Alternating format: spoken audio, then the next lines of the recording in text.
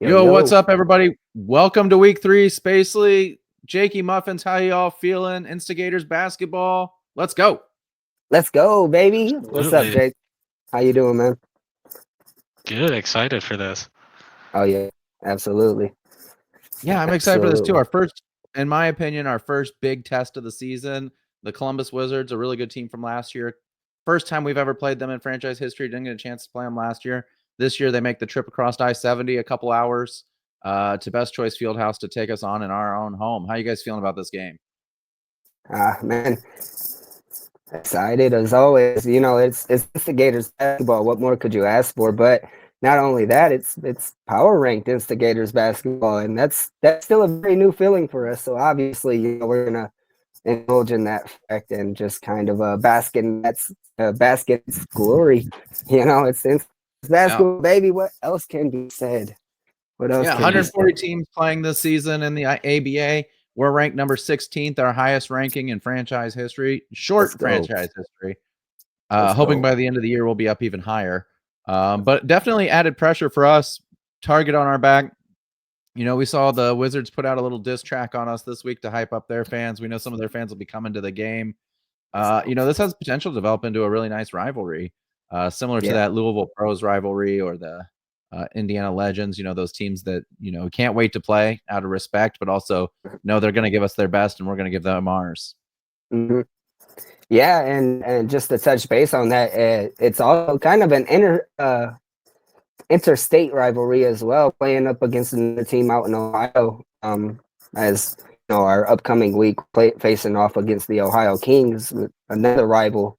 Um, I guess you could Yeah, call and it a and rivalry. those of you that are IU fans, IU plays Ohio State this Saturday, Oh, so wow, it's yeah, all Indiana, all Ohio, all the time this week. I can't wait. man. All right, let's go, man. Yeah, Yeah. that's So exciting. what'd you guys see last week that you're hoping to see translate this week, or things you're looking to see that got better from that Legends game to here against the Columbus Wizards? I guess I'll start. It was the gas tank. You know, if we could bring that gas tank to every game, I mean, and this may be a little bit of the bias speaking, so be it. That's what we're here to do. I don't think there's any team that could beat us in the league if we continue to keep playing at that pace.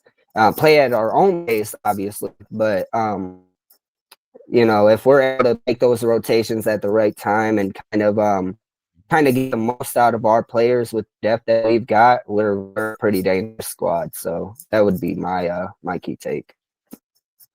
Yeah, I think turnovers is a big one for me. Mm, Obviously limiting turnovers on our end and trying to force as many turnovers as possible on the defense. With the 3D rule in the ABA, that's especially important. mhm, Mm-hmm. Yeah, absolutely. We've seen a tough game against the Pros that we ended up pulling out, where we turned the ball over 28 times. We turned the ball over much fewer. I think it was 14 times against the Indiana Legends. Much better job taking care of the ball. Much better result, to your point. mhm, For me, it's can we play defense without fouling? Last year, we mhm, only had one game where we went into the bonus. We've already gone into the bonus both games this year. Hopefully we can break that streak here. We got to learn to defend without reaching, which is mhm, huge for us. Moving our feet, not just our arms. The ABA refs, I think, are taking it a little bit differently this year. I think they're calling more fouls than they did last year. They're mhm. not letting the players bump nearly as much. It's something that we're going to have to adjust to. And I know it's been an emphasis for coach the last couple of weeks as well. It's just, we can't give them free points at the free throw line, especially as bad as our free throw shooting has been in the past. Last week, a lot better against the Legends. Only Mhm. shot 48% though, or whatever it was, right around 50% against the Pros though. And when it goes to the charity stripe, we got to hit ours and we got to limit them from getting opportunities to hit theirs. That's my take. Yeah, yeah, that's good basketball right there. Absolutely. So yeah, I guess that those are three very solid points. That obviously, you know, we try to click down on in general, but I think if we're able to do all three of those again, I can't see any team that matches up with us. And call it bias or not, I don't care. I really don't care. Yeah, absolutely. For me, I'm also really excited this week. We got a new fans man, third week, third Yeah. different player to win the fans man voting. This week it's Anthony Williams, goes by Ant. For those of you who don't know him, he's center/forward for us. Younger player, a guy that actually tried out for the team, didn't make the team initially, went to our reserve squad, which practices against our players. Played really well throughout the entire summer going into the games, and now with a roster spot opening up, with Jackson Stone going inactive, Anthony got the call up thanks to the fan vote. So I'm excited to see him debut tonight. He's actually starting in this game tonight, so it'll be interesting to see what he brings to the roster. Yeah, that's awesome. That's a big storyline too to touch on as well. Like you just said, coming up from tryout, didn't really have any leads towards contacting him during the free agency or anything along those lines. This is a player that came to us, and at the time, as you said, we were still structuring our roster and all of those things. So we decided best, to have him come in as the reserve player. But he kept working, kept showing up, kept balling, and now look what happened. The fans, they took heed and made it happen. Now we got a new player on the roster, all thanks to the fans. So thank you guys, and I'm excited to see what he does here in his debut for sure. Yeah, and highlight that even more and how important that is. A couple of things. One, we're at the highest number of fan voters we've ever had in franchise history, right? Because they want to make these decisions. They want to decide who's on the roster. And Anthony had a groundswell of support from those guys, and now he's here, right? And G League teams, overseas teams have tryouts all the time. And I get the feeling from a lot of players, you go to those tryouts and then they kind of know who they want already. Whereas when you come to an Instigators tryout, we're looking for players, right? We don't have it set in mind. We're looking at only these 3 or 4 players. The rest are just kind of expendable. Every single person that comes to a tryout, if they show out, have the opportunity to sign a roster spot or even get on that reserve roster, build their skills up as professional basketball players, and then eventually make their debut for the Instigators. Anthony's a good example of that. Caleb went through the same route. I think all of the players on our team except for 2, which were Dylan and AB, joined us through the tryout. And so when you see those tryouts go out, if you're someone who's looking to ball, that's a real opportunity to get on a professional team. We can show you that based off of the 14 guys on our roster that came from tryouts this year, right? All of our guys except for 2 came from tryouts last year as well. So Anthony's one of those success stories, but there's so many of them on this team. Every single guy that you see take the floor nearly got here because they came to a tryout, they showed up, they showed out, and now they're professional ballers. Yeah, absolutely. And just another thing too on that note is, if it doesn't so happen to be that you make the roster this year, we try our best at least to be able to keep in contact with all these players, build contact, a relationship, a networking relationship with these players, and again, may possibly land a reserve spot, maybe not.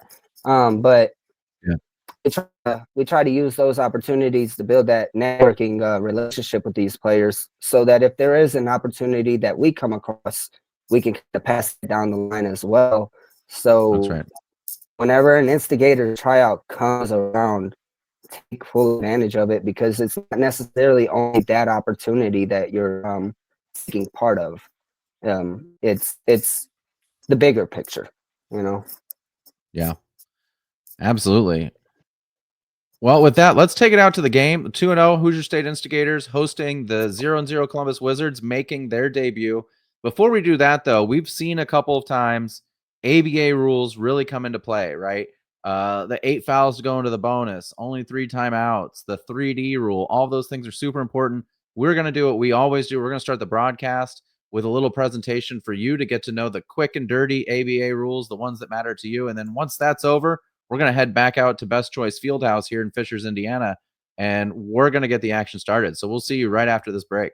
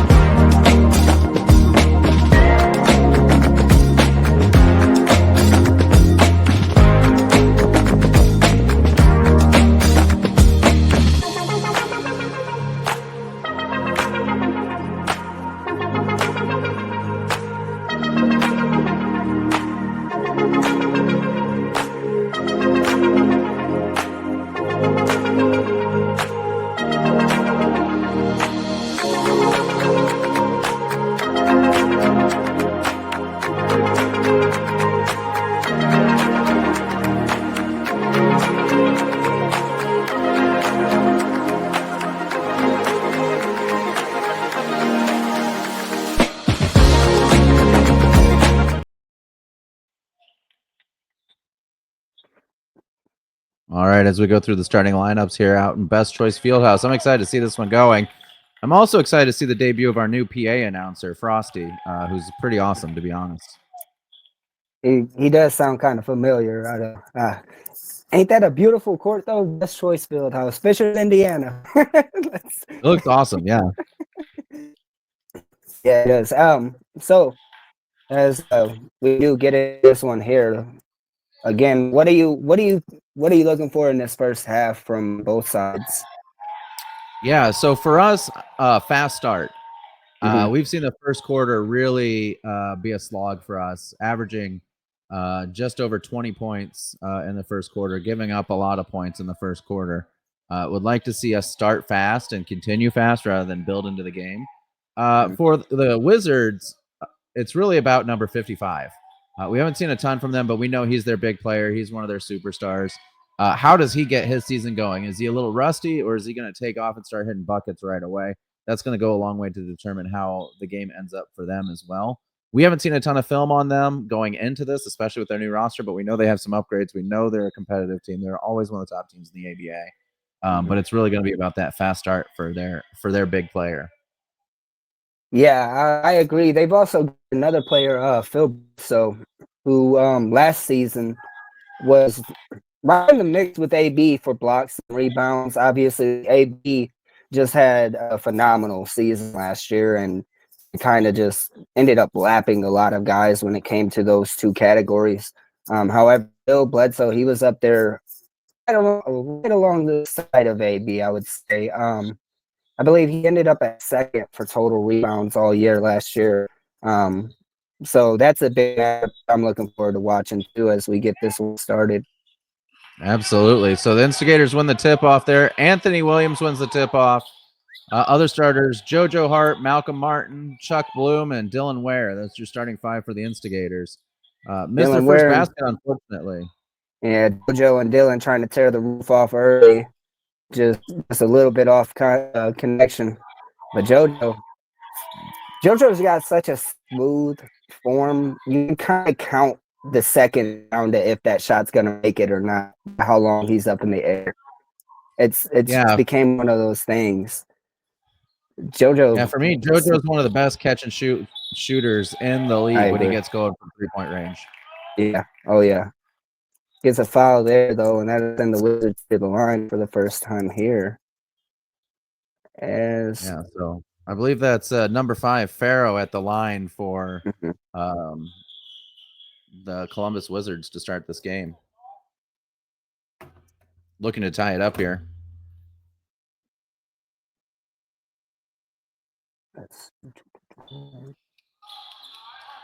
Chuck Bloom, he'll get a rebound into his count right now. I believe that as of this very moment in the game, that just ties the team lead with AB for total rebounds right there. So that's something we could look forward to throughout the game to keep an eye on. Yeah, absolutely. Chuck Bloom has been on a tear down low, like you said, both offensively and defensively, rebounding the ball really well. Yeah, Chuck Bloom under the basket on any end is money. Yeah, we see a miss there by Malcolm Martin. Malcolm Martin, I'm surprised he missed that. Normally a really good mid-range shooter. That's really his bread and butter, in my opinion. So we'll see him hit more of those as we go on. Another big name to look forward to right there. Again, Dylan Ware getting back into the action here. 2 minutes into the first, it's 3-2. Was that what you were expecting right there? It was not. I got to be honest with you. I didn't have that on my bingo card either. Shot clock winding down here. Chuck Bloom with the crazy shot. It's rebounded though by Dylan Ware, and that's a putback.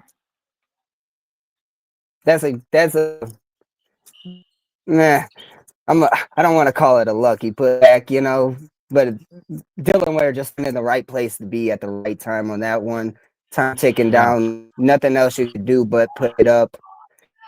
I don't blame either of them. I would, I would have probably sent that ball up into the rafters personally, so I can't say much anyway. It's good JoJo, awareness by Chuck just to get it up and off the rim, to be honest. It's a tough situation. And there it love is, that Anthony play. Williams' first professional basketball points. He hits a 2-point turnaround hook shot there. Yeah, Congratulations to Anthony. Congrats, man. I love that play by him right there. Just back him down, use your body, get into the basket, and lay it in. That's big. If he could continue to do that throughout his ABA career or, up into the next level even, I can see him having a pretty bright future. Yeah, absolutely. And Jump Box shot by is out number right 55, there. Brandon Wilkins. Yeah. Box is out right there, leads to a Doug Bloom rebound. That's good team play right there. See? Man, JoJo. JoJo Hart with another baby. 3. He's already got 6 of the 10 points. Come on, JoJo. Let's go.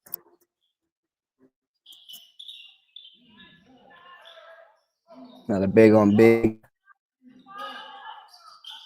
Almost a backcourt violation Ugh. there. Good defensive possession by the Instigators. Forced a tough shot. And then Chuck with the rebound to finish it off.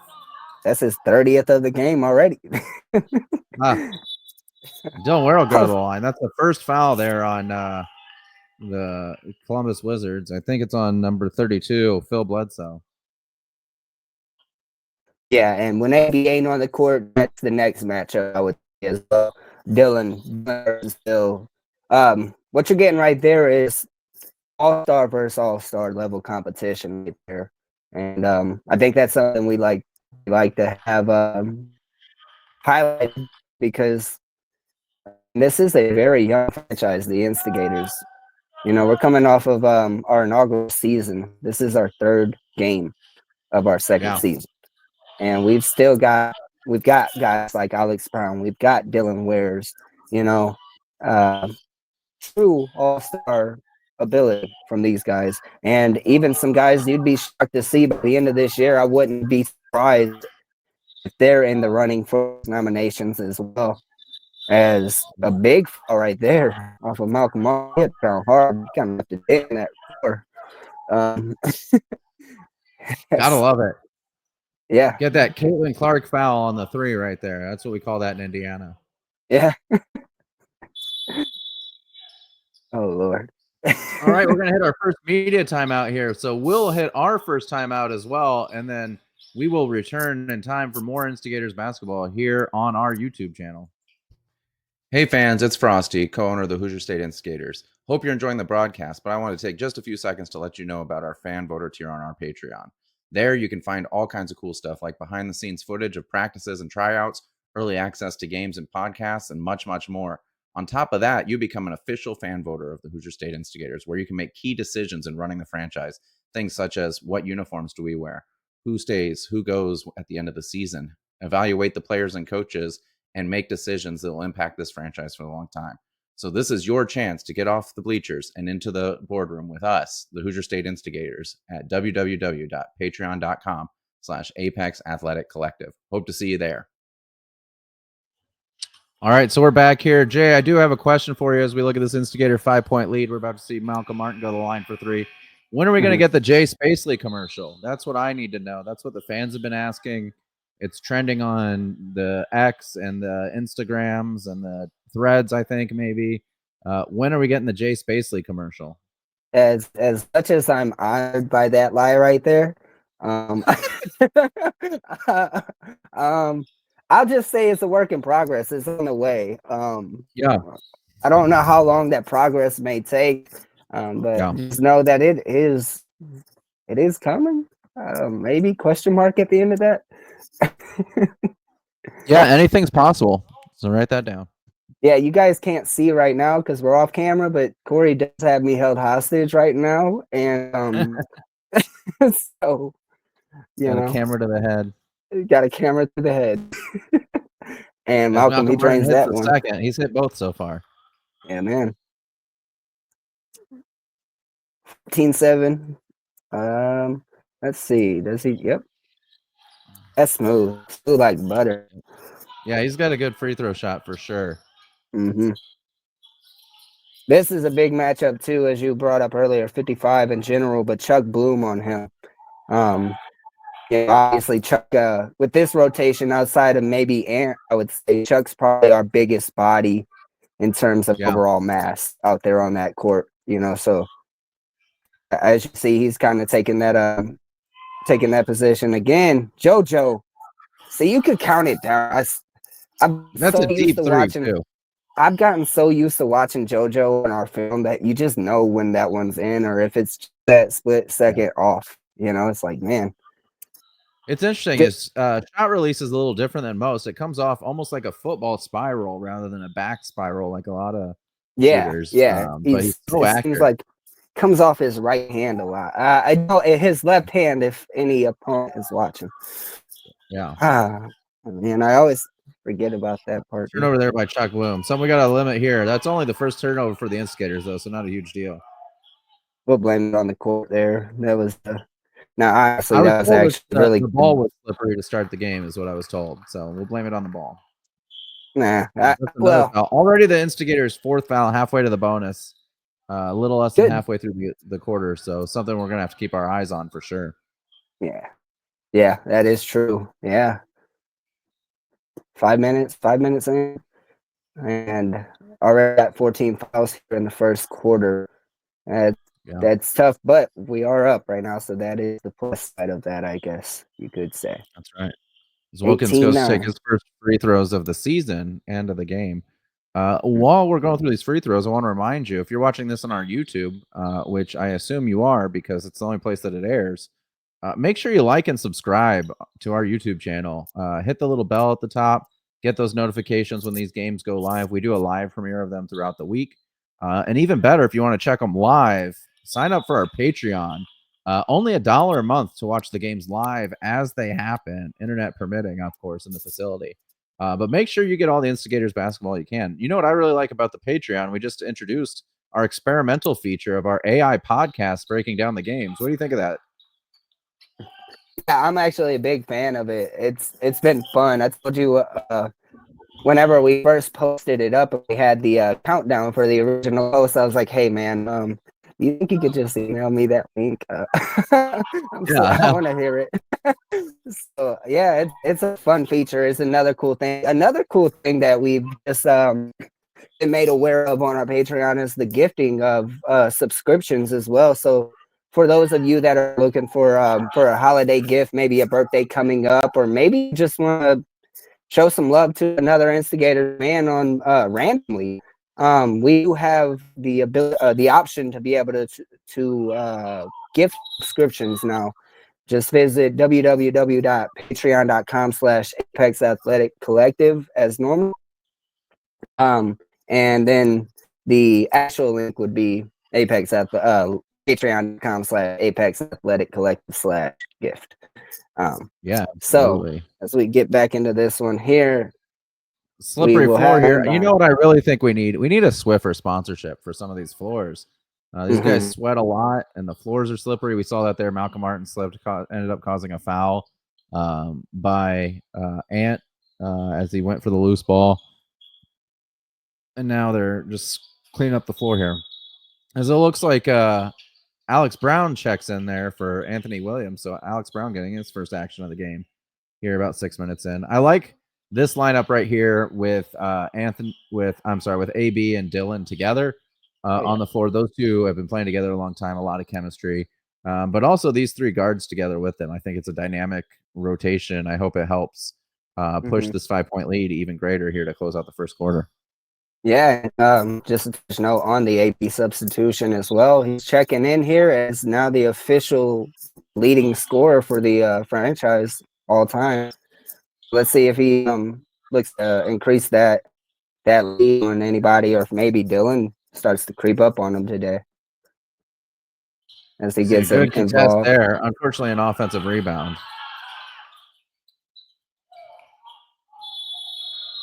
One thing I've seen from Instigators. Oh, that's a charge. There we go.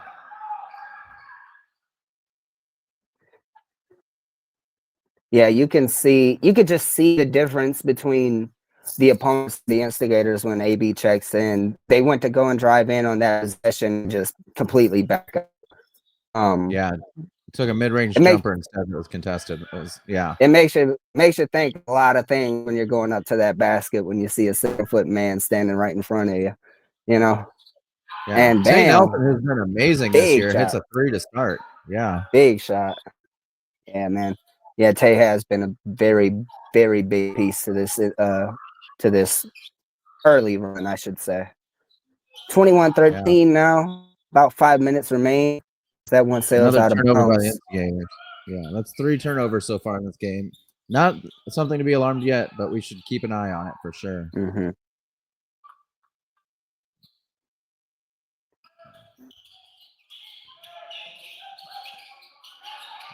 You see the Wizards trying to set something up here.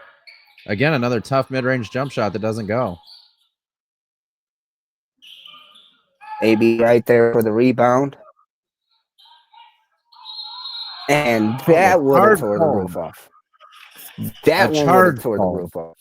Yeah, I was watching it live. I was against that call, but going back and watching it, I think the ref did make the right call on that one. Just a little bit. At least we know there's at least 2 people in the world that are wrong on that call now. You and the referee. That's fair. I'll take that. It just seemed like it's a judgment call kind of deal, you know.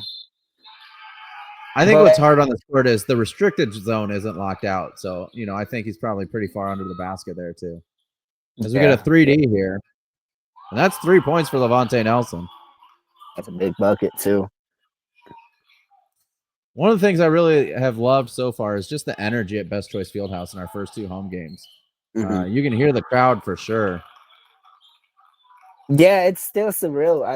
I go back and watch the games from last season, and it just being in a new environment in Fishers in general, and that community has taken us in with open arms, so it's really fun to watch these games here at our new home venue, especially like I said, with all the new people that are coming in, all the returning fans. It just makes that environment loud. Columbus traveled in, it seems like, with a pretty good amount of fans this week as well. They did. I would say, honestly, it's about 50-50 in the arena, maybe even leaning a little Columbus here. They traveled really well, and so kudos to them. That cannot happen ever again.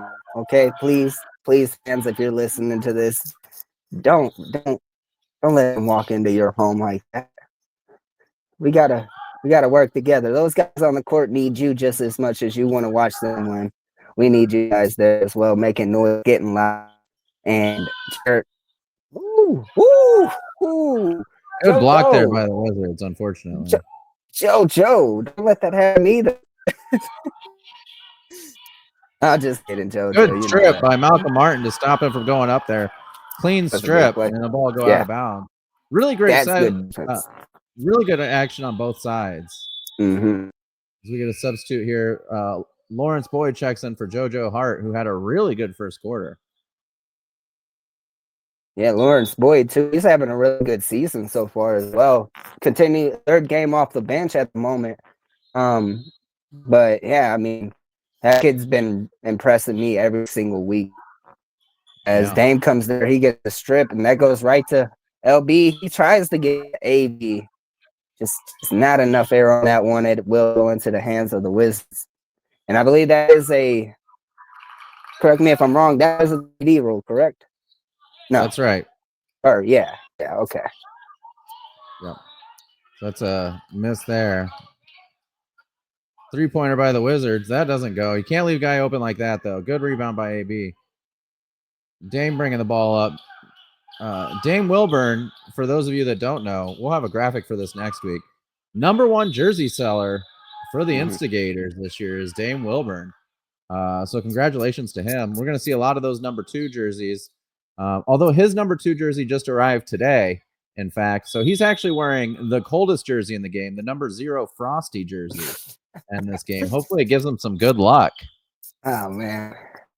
I was like, why don't they have a Space Lee jersey? Because I feel like then we'd have an excuse for any of the missed shots, at least. Like, yeah, dude, he went 1 for 10 from the field. But dude, it was the jersey. It's not the guy. Yeah. It's definitely the jersey. I want to see someone rocking a McSpacely jersey out there. That goes back a ways, but those that know.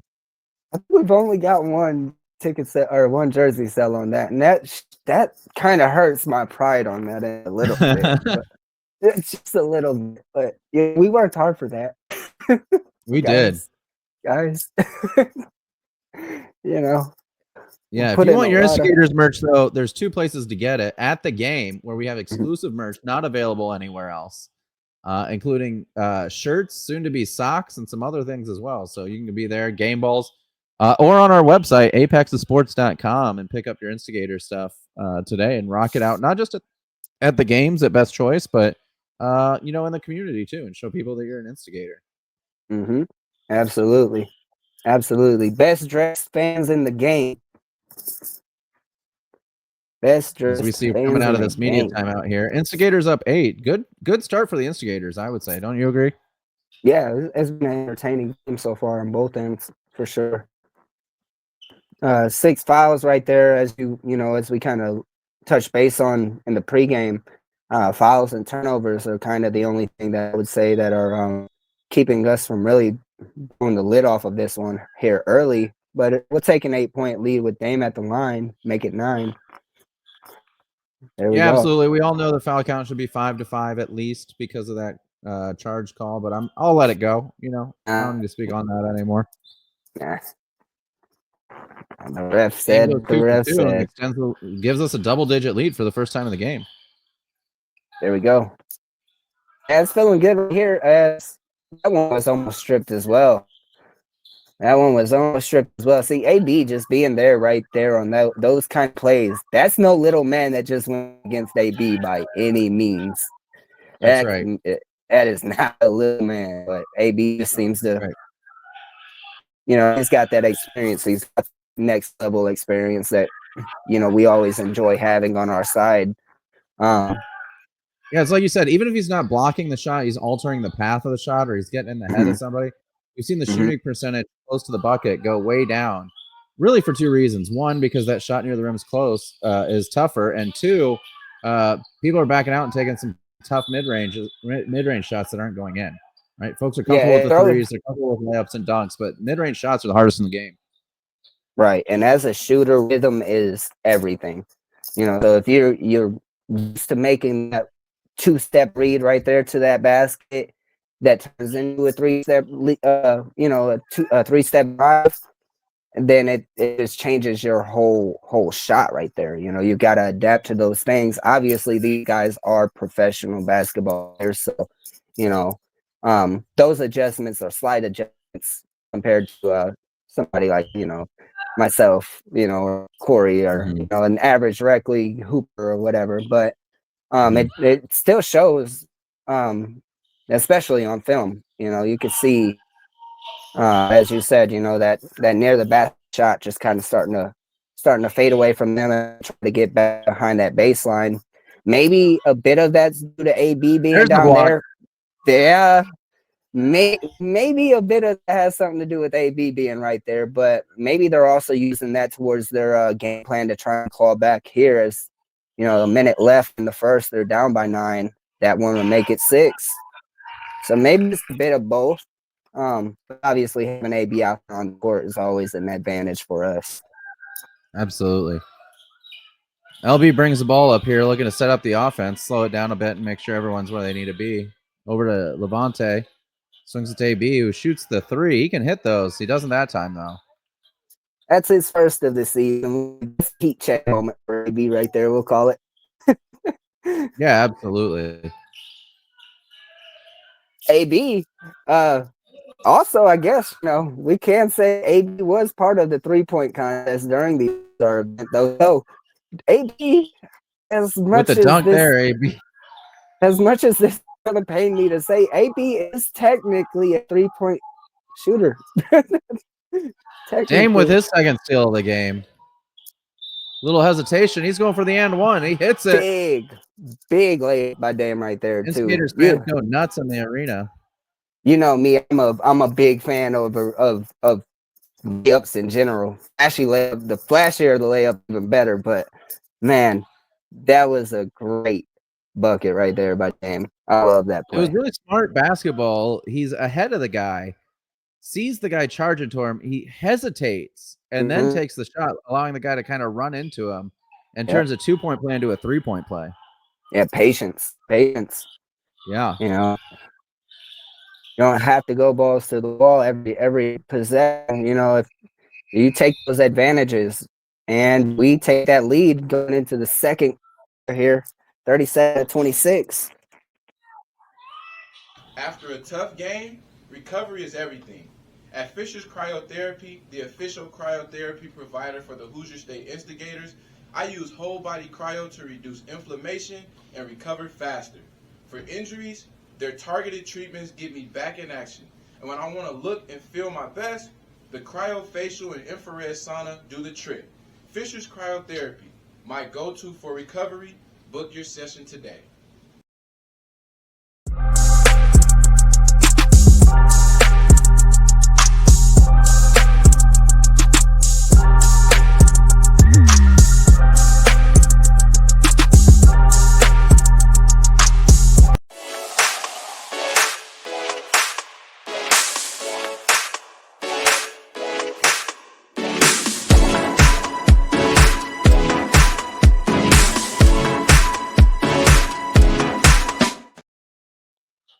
All right, we're back here, end of the first quarter, about to start the second quarter. Instigators with an 11-point lead. What'd you see there in the first quarter that you liked? A lot of good, well, honestly, a lot of good spacing from the Instigators, leading to some easier shots, better shot selection. A lot of driving toward the basket on this one here, and I also, you know, to take a little bit of the bias away, I kind of like the response from the Wizards there down in the paint as well. They did a really good job of kind of spacing and not letting us take that lead too far. You know, Yeah. obviously being a really good contender in this league, the Columbus Wizards. So this is a big test for the Instigators currently. Currently the number 16 ranked Instigators. So Not I'm only kind of looking 16th, for but I want to point out the highest ranked team in Indiana out of the 4 teams in Indiana. that is true. The almost the highest ranked team in any program, collegiate or professional, except for obviously the Indiana Hoosiers football team, who is just lights out this year. Lights out. Yeah. Game with Dane the Wilburn bucket. starts from 3, but Tay Nelson gets caught up under the hoop a little bit, but a good offensive rebound. And let's see. See, I'd like AB to be down court by that though. You know. Yeah, he kind of got left up trying to defend. You like to see the Instigators trap. We know how powerful the 3D is. Might not have been the right personnel there to try it, but it was a good attempt nonetheless. Yeah. 3-pointer by Lawrence Boyd. Boy, have we seen him hit a lot of those already this season. Yeah, man. I think what do you say, Corey? Let's make a decision live on the spot. Do you want to do this year something that we didn't do last year? Do you want to crown maybe rookie of the year, most improved, things like that for the franchise by the end of the season? Yeah, I think that's a great idea. Why don't we leave it up to the fans to pick those awards at the end of the season? I'm with that. Yeah, that sounds fun. And right now, LB Lawrence Boyd, he's making a strong case for the rookie of the year. I would say for sure. Yeah, absolutely. For sure. Obviously, we've got a ton of rookies and a ton of games left. So, yeah, I think it's a perfect time to be able to make that announcement and just kind of go from there, keep an eye on it throughout the year. As another Speaking of gets to rookies, the we get the basket, LB block on one end and the Steve Rogers layup on the other. 2 rookies going to work right there. That could very well be the future of the franchise. Those two right there. Yeah, that could very well be. As the Instigators open up a 16-point lead. By the way, we'll make the announcement now since this is streaming on Friday. As you know, we vote for Fans Man each and every week on Wednesday and Thursday. the fans man for the Ohio Kings game, I'm going to break some news for you, Spacely, is going to be Steve Rogers. So Steve Rogers will dress for the Instigators again, winning his first fans man vote of the week, vote of the year. So congratulations to Steve Rogers. Well earned, as the Instigators are up 16 here. Let's go. Yeah, congratulations to Steve, man. And, that's credit to the depth of this lineup right there. All three of those guys that were in that in nomination for this week's fans, any of them could compete in this league on any team. So obviously, that spot, as you see this week, Anthony Williams, he was our starter. So just because you're 12th man does not mean that you're limited by any means. It is a very, very pivotal decision for our franchise. So it should not be taken lightly by any means. Congratulations to Steve, Captain America. Yeah, absolutely. And we saw the first game, Rico Spikes had a good game to start. He was the fans man. And in the second game against the pros, who was the fans man in that game? I can't remember off the top of my head. The second game was against the Legends. Joe Bird. The Legends and Bird. Yeah, Joe, he came through, had Joe Bird, big played game. really well in the second half. Big game defensively for us. Always. So yeah, and Ant, he came through. He had a bucket underneath. He's been playing incredible defense so far. So it shows it's working. It's not only is it just an opportunity for us to exercise our model, which is giving that power to all of our fans and being able to, call those shots, but they're productive as well. So Absolutely. kudos to the fans, because obviously, none of this would have been done without the fans to begin with. But that fans man has been exciting to watch this year. Yeah, absolutely. And it just, like you said, kudos to our fans. They're picking players that are productive every single week, right? Our theory is that the fans that know this team just as well as we do, just as well as the coaches do. And that's proven true every week. Oh, yeah. And 17-point lead here, just about 2 minutes under 2 minutes into the second quarter. That's a lot of twos. Sorry, guys. Let's hit a commercial. We'll come back after that. Oh, never mind. We're back. Oh, gosh. That was our commercial we were too break. busy lauding the fans about the fans man. We didn't hit the commercial break. Sorry to our sponsors and to me, who does the Patreon commercial. But this is more exciting anyway, so I'm excited to see what happens here. Absolutely. Instigators up 17 now. Really strong start for them. Already at 47 points. Not even close to halftime.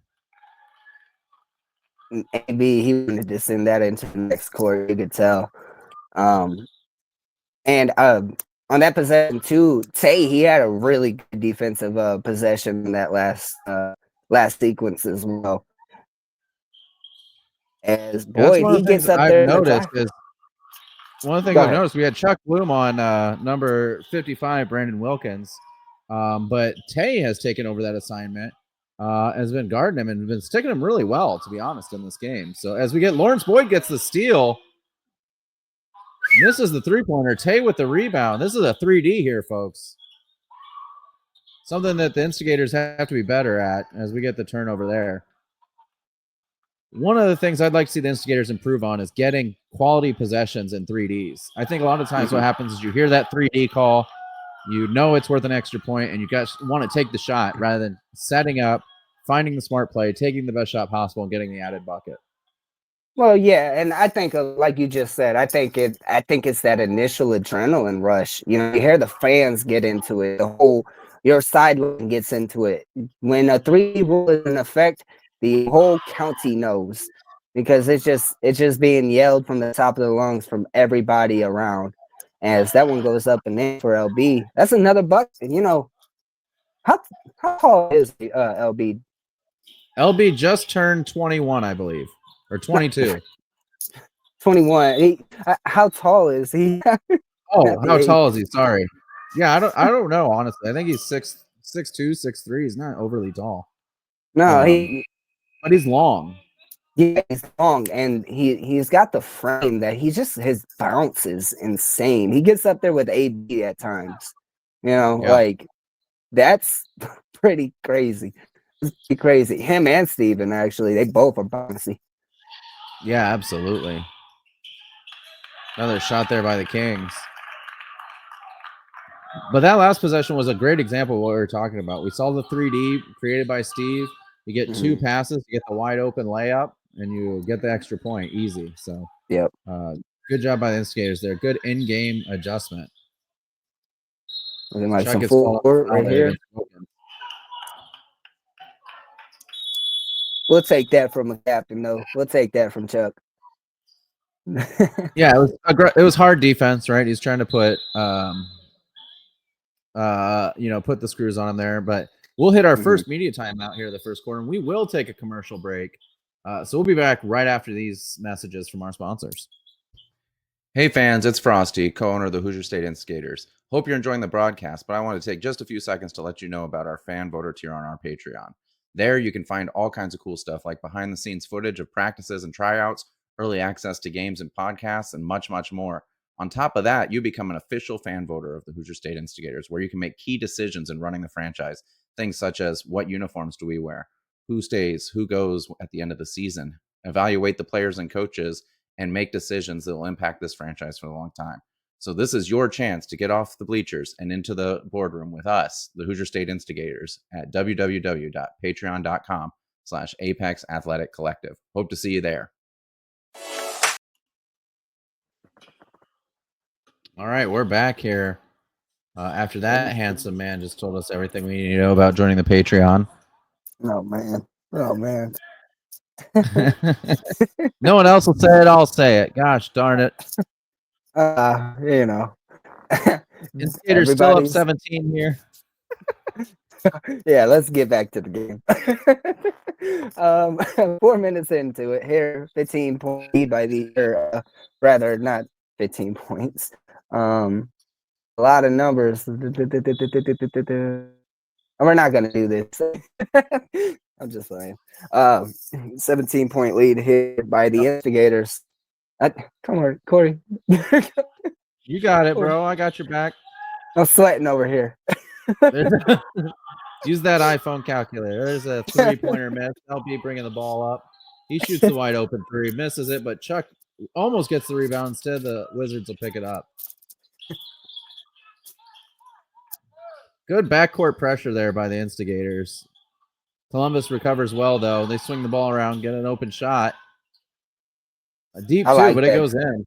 I like that zone defense right there by the Instigators. If you're going to make a shot, make them have to make that shot, Yeah, I mean, honestly, that's the shot you want them taking, right? That deep two.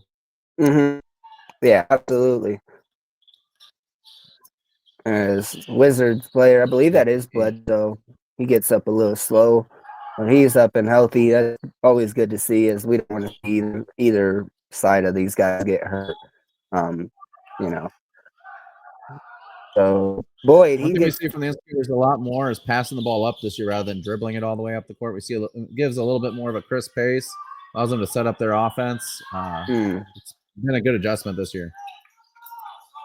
That one just off the mark by Cap right there. That one's rebounded again by Chuck Bloom. Chuck Bloom having a day on the boards already here. Albie gets the ball stripped from him, but that will stay with the Instigators. Here with halfway through the second quarter. We get a substitution here. Caleb Magruder checks in for Steve. It looks like for Steve there, for Captain America. The Skaters look to inbound it. They'll go out. Never a bad option to throw it to the big man on the inbound. And we get a moving screen call on Alex Brown. He doesn't seem too happy about that call, but Skaters will rally quickly here and get ready on defense. All right, so since I was with the refs on one play, I'm going to reserve myself to be against them for one play, and that would probably be that one. Almost all the way down, still a turnover.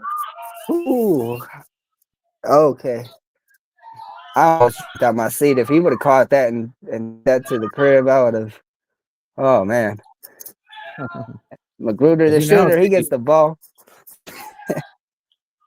I got so that personal was nicknames. we're seeing the Wizards now upping their backcourt pressure in response to the Instigators doing the same thing. Mm-hmm. And the Instigators are having to adjust to that. Yeah, this is a good matchup.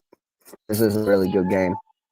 55 again. He gets to the basket down low, but he'll miss on that opportunity. Puts it back. Yeah, you'd like to see Chuck get off the sideline there after he gets bumped out and get back in the play, help out a little bit. But he's got his hands full all day with Wilkins. Yeah, I think he probably just took a little breather right there in that moment. Obviously, would have liked him to be on that court, but I think he was hedging whether or not that bucket's going to go in or if it's just going to get a foul called. Split second kind of deal. Let's see. As the Wizards, they go up the court now. 55. I wish I could remember his name. It's Wilkins, Brandon Wilkins. Yeah, Brandon Wilkins. That's it. Right. Yeah. Okay. Yeah, Brandon Wilkins. He had a pretty strong year for them last season. So that was one of the guys that we kind of kept an eye on here coming into this week. And again, giving the Instigators a little bit of trouble here and there throughout this one. Just hasn't really reflected into a lead yet for the Columbus Wizards. That is. Yeah, he's definitely doing his part. He's got 13 points so far in this game. Instigators, though, we're up 17. Now they're up 12. So the leads come down a little bit as we get a travel there by Caleb Magruder. Yeah, just a little bit ahead of himself there, and the feet kind of went from underneath him there on that one. And blocked by Malcolm Martin. Blocked by Malcolm Martin. Okay.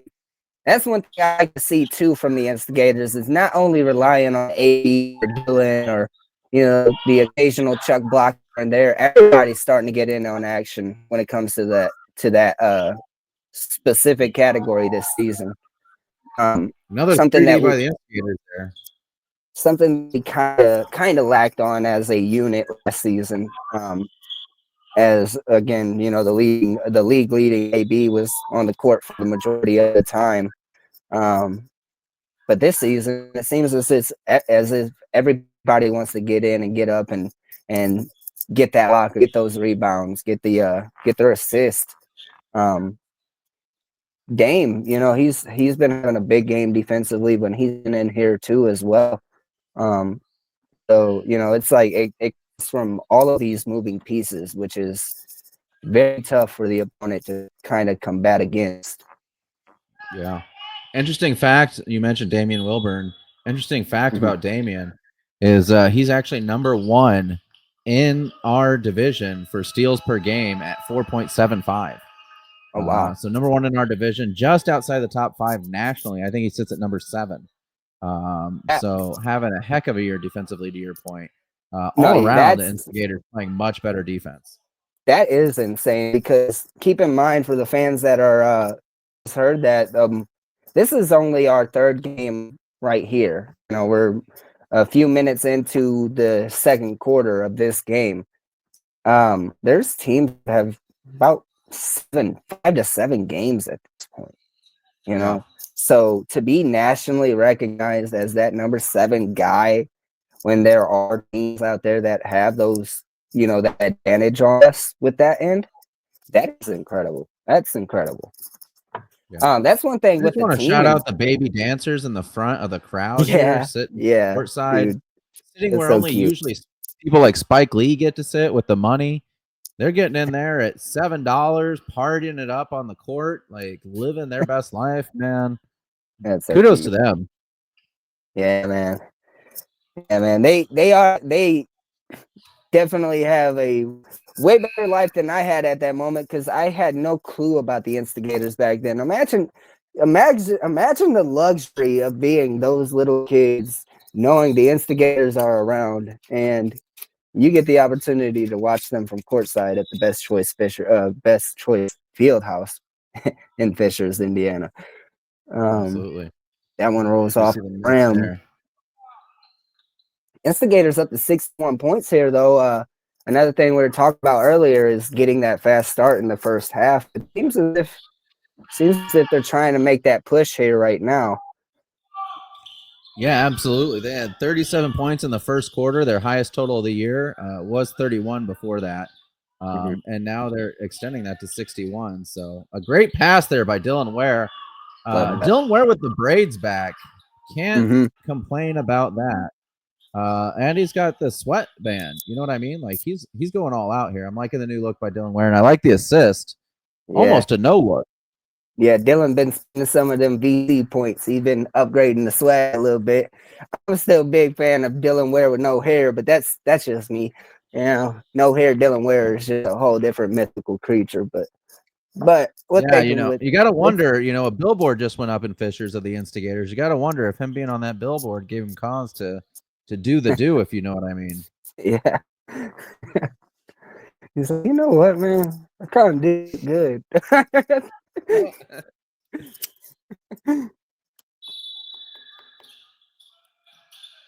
The inbound here by the Columbus Wizards. Number 55, once again, Chuck Bloom. He makes the pass off this time. And that goes in.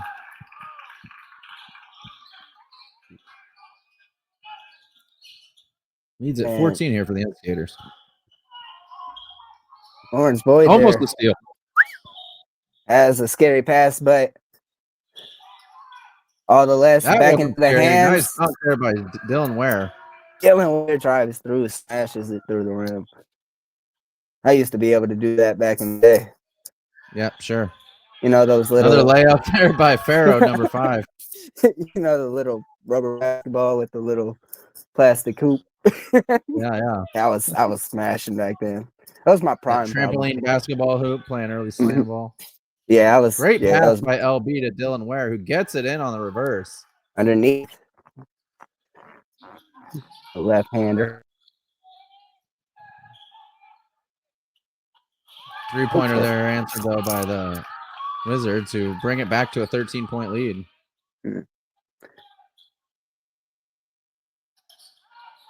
Good move by LB. Woo! Almost hits the 3. Not about had it all. If that would have went in, we would have never heard the end of it. Oh, man. Wizards bring it down to a 10-point game, though, after back-to-back threes. Here's the stat that boggles my mind. If we look at the fouls here, Instigators 6 fouls in this quarter, Wizards 0. You know, and I didn't even notice it right up until literally right before you led into that. Yeah, that's an issue right there that obviously, you know, we've got a double-digit lead as of this moment, but it's something that doesn't tend to keep teams into the game, you know. So another foul there, though, by the Wizards. We will. Yeah, that's too quick. Magruder will go to the line. He's been good from the free throw line. I think he's only missed one shot all year. So we'll see him try to cash these in here and extend the lead back to 12. 143 here in the half. Okay. And that one goes off. And we'll blame the announcer for that one. Corey. Rude. Corey. Rude. If anybody wants to know where to go with pitchforks, that would be Corey Frost. Call me by my government name too. I know I'm in trouble. That would be Frosty, our PA announcer. Yeah, no, my bad. Missed 2-pointer there. Push in the back there by Malcolm Martin. Apparently, didn't realize he was a phantom, but here you are. Oh man, if that whistle blows, the whistle blows. Let it go. Just let it go. I was saying that wasn't a push in the back. I can't say anything because during the owner scrimmage, I was missing open layups. I don't even think the wind touched me, and I'm calling a foul on it. We got an inbound here. That is a foul.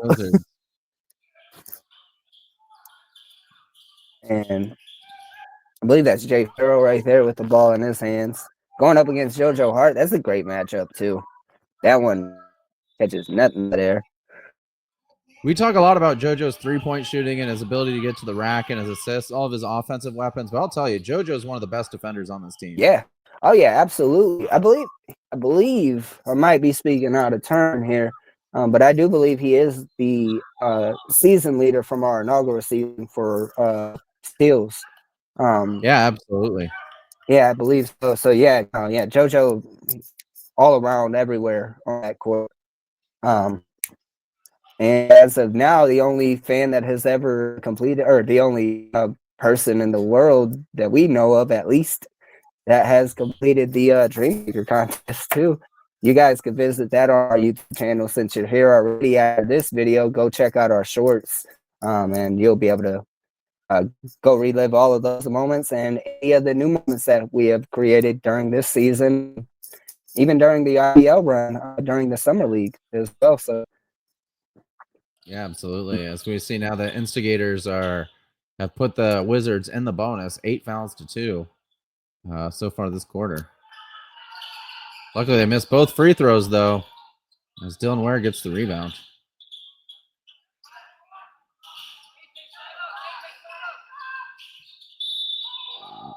Good job by Caleb there. He gets a foul called on him. Should be going to the line here for 2, I believe. And he will. A lot of discussion about fouls in basketball going on here. is that what they were talking about? I thought they were talking about if pineapples went on pizza. Nah, they're focused, man. That's something to focus on. That's very important. That's a very important conversation to have. We see Caleb McGrew taking his free throws there. What's your take on that? Do pineapple go on pizza? Oh, yeah, all day. Oh, man. Give me that Hawaiian pizza all day, bro. That's my stuff. Oh, man. Live from Frost, everybody. That was... Although I'll tell you, I've had pickles on pizza and I didn't hate it. So I got really liberal views when it comes to pizza. My eye just twitched. I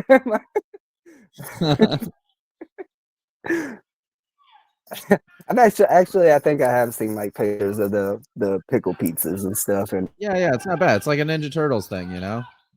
As we see JoJo trying to close out the quarter, Instigators once up 17, up 9 here. As JoJo goes to the line. It went out hard. Never bounce all net. It's JoJo's free throw policy here. Never bounces the ball, always puts it in the net. JoJo Hart, number 1 on the court, number 1 in your heart. Oh, I see what you did there because his last name. Yep. Oh no. That's a little Valentine's Day speak. That's a little teaser for Valentine's Day, fellas. You guys want to help me out? Valentine's Day cards for the kids to take to school based on the Instigators sounds like a great idea. I'm not gonna lie. JoJo misses both free throws, and then Dylan misses, and then we get a foul call 80 feet from the basket, and that'll push the Wizards to the line with 10 seconds to go. That's frankly a foul we can't have. Yeah, no. I mean, any team, but especially a team like Wizards, you want to limit them from getting to the line as much as possible. Make it a game where you got to put the ball in the basket while that clock's running, you know. Yeah, absolutely. Already, and the bonus, too. It's one thing if you got a foul to give, but in the bonus with 10 seconds to go, you got to kind of let that play out, I think. Yeah, and that's something. Obviously, this is the second half of our third game in this season with the roster we've got. So a lot of that, that'll come through with time, even more chemistry. As some of these guys didn't get that opportunity to make that summer league run with us as well. So, a lot of that's a rhythm and getting into the game as well. It's Chuck Bloom. Absolutely. Chuck gets blocked. 3 seconds to go here for the Instigators, holding on to a 9-point lead, and I do mean holding on, as the Wizards have just consistently crawled back into this game throughout the second quarter. Just a big inbound for us right here. JoJo just tries to make something out of it. Not enough time to get his feet planted and, That one's gonna ricochet off the backboard. He didn't call bank either. I heard it. He didn't call bank, so I wouldn't have counted that one even if he did make it. But That's right. You know. So we'll go to halftime here. Instigators up 9, 69-60. We'll be back to break down all the action of the first half.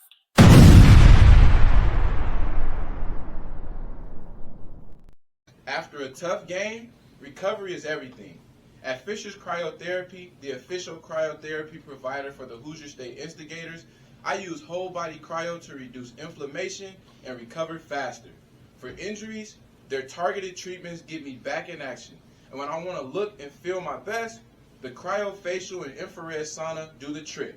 Fisher's Cryotherapy, my go-to for recovery. Book your session today.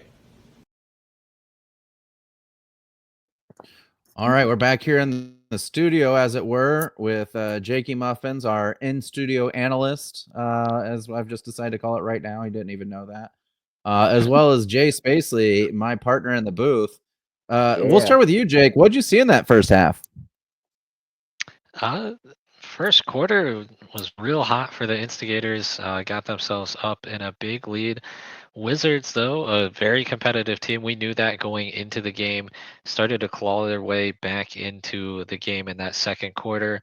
As you mentioned before the game, fouls are really a thing to keep an eye on. Way too many fouls at this point for the Instigators, and it's giving the Wizards a chance at the line to catch themselves back up. Yeah, they talk about that often, right? In basketball, you hear that at the NBA level and at the college level. You hear it here with the Instigators. One of the big ways to come back from a big deficit is to slow the game down, get to the foul line, and extend the game. And Columbus started to do that there at the end of the second quarter. We saw a 17-point lead trimmed down to a 9-point lead in a matter of minutes. So I think you're absolutely right, Jake. We got to see that. I think the fouls there were 9-3 or 9-4 in that second quarter.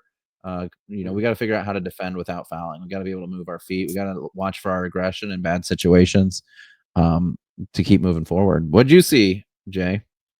Yeah, I think you guys hit it on the head. Just taking advantage of our possessions and limiting the possessions from the Wizards, giving the ball up on turnovers or fouling in situations that you would rather just have them take those shots.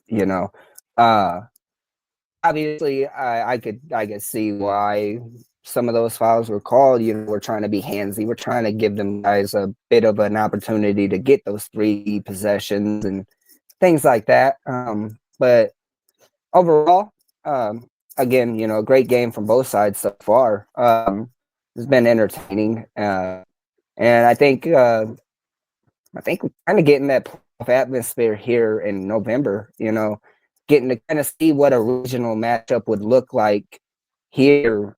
3 games into the season for the Instigators, so that's always exciting as well. Yeah, it's definitely important, right? You want to measure yourself against really good competition throughout the season. This is the beginning of what I think is a really challenging 3-game stretch for the Instigators against really good teams. And, so far, so good for the Instigators. I have to say, they look really good. They look the part out there. Really good defensive effort for the most part. People hitting shots everywhere. Who stood out for you guys there in the first half? Yeah, I'll let Jake go ahead and start. Yeah, I think anytime we've seen this, last season and this season, anytime AB's on the court kind of changes how the other team has to approach their offense. Defensively, it makes it so that it's difficult for them to drive into the basket with the 7-footer there. And then obviously he's always able to create shots down by the rim as well. He even played a little bit out on the perimeter too. I think that's kind of the first we've seen of that from him. Yeah, AB would probably be my second. But if I had to make if I had to go with just one player, I would go with Chuck. He's been underneath that basket all game long for the most part, but he's been grabbing them balls. He's been turning in those offensive possessions into points, and so I would say that's probably my guy that stood out the most in terms of his game. Chuck Bloom just playing Chuck Bloom basketball. Yeah, I hear both those. For me, it's Tay Nelson Levante, who's had a good start to the season for us. The veteran newcomer, as I like to think of him on the team, wearing the number 13 jersey worn by Loan Whitney last year, obviously, until he gets his jersey this week. But he had 11 points. He filled in when Chuck wasn't in to cover Wilkins, number 55, which I think he did an outstanding job on. We saw him get a couple offensive rebounds as well. So for me, he was the player to watch in the first quarter. I think both of your selections were good too. They weren't as good as mine, but those were good nonetheless. What are the keys to the second half here? What do we got to do to put this game away? First, we start with getting Corey off of the commentary because he says wild things like that, wild and outlandish things that just don't make any sense. But all right, let's get back. Now I'm looking forward to the defensive possessions from the Instigators this second half, whether or not we can close and continue to hold that lead against a very competitive franchise in the Columbus Wizards. I think defense is probably the thing I'm watching for. Yeah, I think going into the second half, keeping our foot down on the gas pedal. We've got that lead. Saw the Wizards kind of get their way back here in that second quarter, kind of limiting those fouls and the opportunities at the line for the Wizards. But also, keep pushing the ball forward on our end as well. Continue to grow that lead. Yeah, absolutely. I think we've scored over 130 points each of the first two games of the season. We're on pace for, I'm going to call it 140. It's technically 138, 69 times 2, but I'm going to call it 140. I think if we can put together that kind of offensive effort in the second half, it's going to do well for us. The big thing for me is exactly what we said in the first half, is that we got to be able to move our feet and not get caught reaching. And limit their foul shot opportunities. If they get a lot of foul shots, they've proven they can hit them, and that will extend the game and give them an opportunity to win the game. So if we can stop fouling so much, maybe make some free throws on our end, which I think we've done much better in the last two games. If we can start doing that, I think we'll be in really good shape. But like what I see how the Instigators playing big time basketball in the third week of the season. So any final thoughts? I have none. How about you, Jake? Not really. I mean, we've got to, uphold our rankings here. That's what's on the line in this game. The number 16 ranking. Yep. Yeah, absolutely. So let's do that. Let's shoot back out to Fishers. Get you all out to the second half. I think it's going to be exciting to watch, and so we'll see you back here after the game. But Jay, you and I will take over the commentary, and we'll see how it goes. Let's do it. After a tough game, recovery is everything. At Fisher's Cryotherapy, the official cryotherapy provider for the Hoosier State Instigators, I use whole body cryo to reduce inflammation and recover faster. For injuries, their targeted treatments get me back in action. And when I want to look and feel my best, the cryofacial and infrared sauna do the trick. Fisher's Cryotherapy, my go-to for recovery. Book your session today.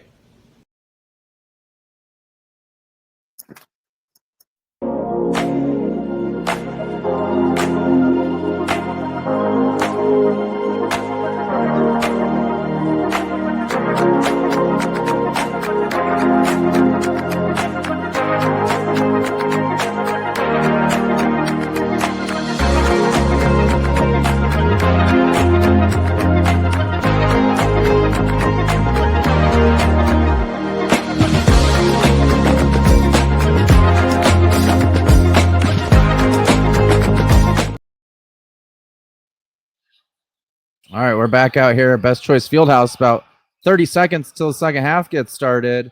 Excellent breakdown, Jay, by you and Jake. I think you guys broke it down really well. I'm excited to see the second half. I'm really excited in general, just see the Instigators come and ball out. They looked really good in that first half.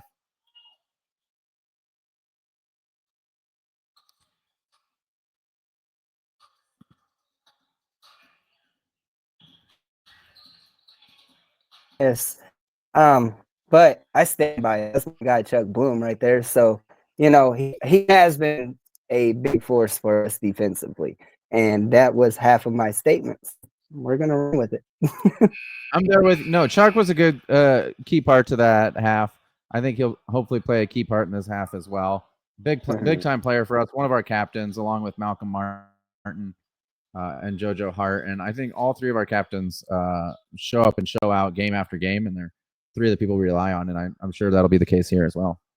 And another player, I don't think this player gets enough love, which is crazy to say. But Dylan Ware, he's been having a pretty decent game so far as well. Looking to see how that translates into the second half. As there's only so many players on this roster that have experience against this team we're going up against right now, with a lot of rookies coming in. They know the backstory, they've heard the conversations, but they have been in that how do I say, in those moments, right? Up until today. So those are two of the guys that I've just been keeping an eye on throughout this whole game so far, that first half rather, is Dylan and AB. As Chuck Bloom goes for that shot, he misses, goes into the hands of the Wizards. They'll do something you don't see very often, which is go up against AB to the basket. That one rolls off the rim, and Dame up there with the left hander, just too hot. Yeah, this is a lineup I've been excited to see. Dame and Malcolm in the front court, along with Levante, and then we have Anthony Williams playing together with AB. Gives us some size, kind of a Twin Towers type look, similar to when Dylan's in. So I'll be excited to see how this lineup progresses here. But you're right about Dylan, man. I think he's probably the quietest all-star I've ever seen. The guy just puts in a double-double week after week, and you hardly ever notice it because he's so smooth and plays so well within the confines of the game. Yeah, it comes off of it's tough whenever you're sharing minutes with a guy like AB last season. So there's so many times where we're watching those player of the week votes, and we're like, this has to be the week, right? This is Dylan's week, right? And obviously, fans can't be wrong one way or another when it comes down to those two. It could be either or. Both put up video game numbers all season long. But this year, I think Dylan's trying to make a statement. I think Dylan's trying to be that guy that just says you can't deny it. You can't deny it, And with this string too, Friday, so Dylan Ware, he's the week 3. He's got to be up there at least in the rankings for fans to vote for Player of the Week. Dylan Ware, he's just been everywhere so far, waiting for him to get back on the court right now. However, he's probably tired. He gets winded pretty easily. If you're an opponent watching this, you're probably gonna get like a good minute out of Dylan Ware, and then just don't even game plan around him. Don't worry about him. Just let him, do his thing.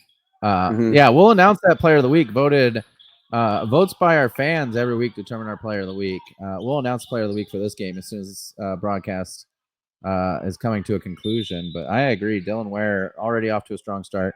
I think he's got to be one of the guys to consider for that, along with Levante Nelson and a couple other guys as well. There's been good performances up and down the roster so far in this game, and that's how you score 69 points in the first half.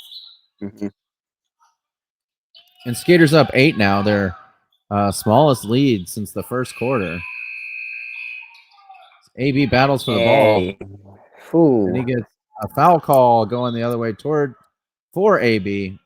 Something you like to see as well. So then Skaters will get the ball here. Yeah, that whistle was blowing a bit late, which is probably why I saw that animation from the Wizards. But yeah, it was pretty handsy, I would say. So yeah, totally agree. Here goes Frosty. I mean, Dame Wilburn with. Yeah, it's the jersey. We'll blame the jersey. It's the jersey for sure. I one time I got to brag. One time at practice, I did break my personal record. I went 1 for 10 from 3-point range, which broke my personal record for the best I've ever done. So, oh, nice steal by Dame right there in the middle of the lane. Just jumped up and took it out of the air. It goes to AB, and unfortunately, doesn't quite get it. I think you got to go up there a little bit. One of the things Instigators can work on is we get a blocking call. That was much more of a charge than the one we saw in the first half. Just got to say that. But one thing I'll say is we got to throw up to our bigs a lot more than we do. Throwing at the waist and below in the lane isn't going to get us there, I think, a lot of times. AB, Anthony, Dylan like that ball up, shoulders and higher as they're charging down the lane to get that shot. And I think that stuff will come with chemistry for sure. Yeah, and I think there's the right time for the for the bounce pass, obviously. In motion right there. I'd like to see him take that little half step again, that half split second and kind of judge whether that defender is coming off of AB to guard him with the ball or, if not, because either or are free basket, with just another split second on that play right there. Yeah, absolutely. As the Wizards hit that shot, they pull now within 7. So we see the lead continue to drop for the Instigators to start this quarter here. A little bit disjointed of a quarter. Got a foul call here, a couple missed shots. But this lineup in particular is one that I have a lot of faith in that I think can score a lot of points. As we see now, Chuck Bloom is checked in for Anthony Williams. Malcolm Martin bringing the ball up the court. How solid has he been as a point guard so far for the Instigators? A big get for us, honestly. Oh yeah, he's been huge. Even behind the scenes, practices or in the locker room, we like to call it the group chat. Just really corralling everybody, keeping everybody focused. Kind of similar, to Chuck Bloom in that matter. Just kind of taking over a role as a leader of the franchise as well, and can't say enough nice things about Malcolm, man. Absolutely. One of the things that we haven't talked about with Malcolm, though, is he's designed some merch for the Instigators that'll be available for the first time this weekend at the Ohio Kings game, Best Choice Fieldhouse. So a man of many talents is Malcolm Martin. As we see an injury here to Levante Nelson, went down pretty hard going after that loose ball. Looked like somebody maybe stepped on his wrist, which is always scary for a basketball player. So hopefully he's all right. But let's actually, while they tend to the injury here, it looks like they're calling a timeout. We'll do the same thing, and we'll be back right after this. Hey, fans, it's Frosty, co-owner of the Hoosier State Instigators. Hope you're enjoying the broadcast, but I want to take just a few seconds to let you know about our fan voter tier on our Patreon.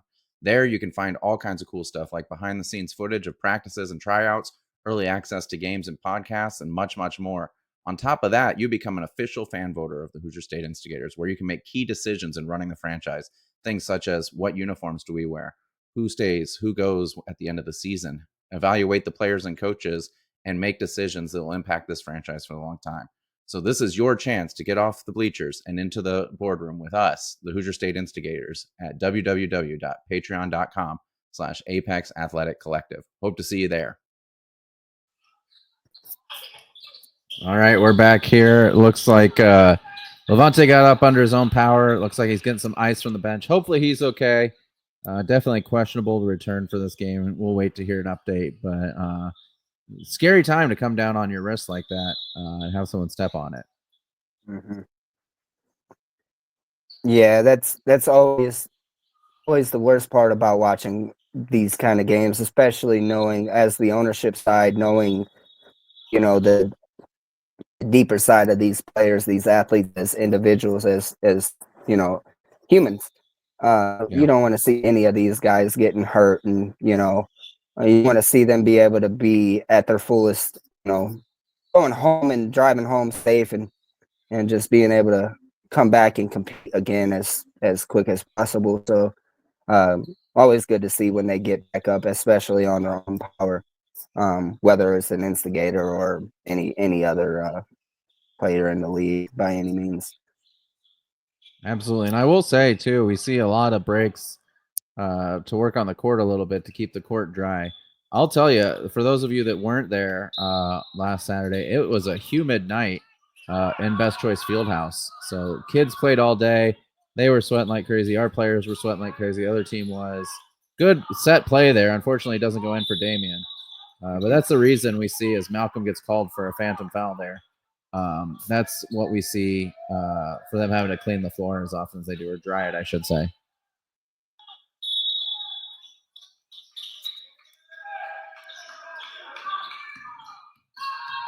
So Columbus brings the ball up here.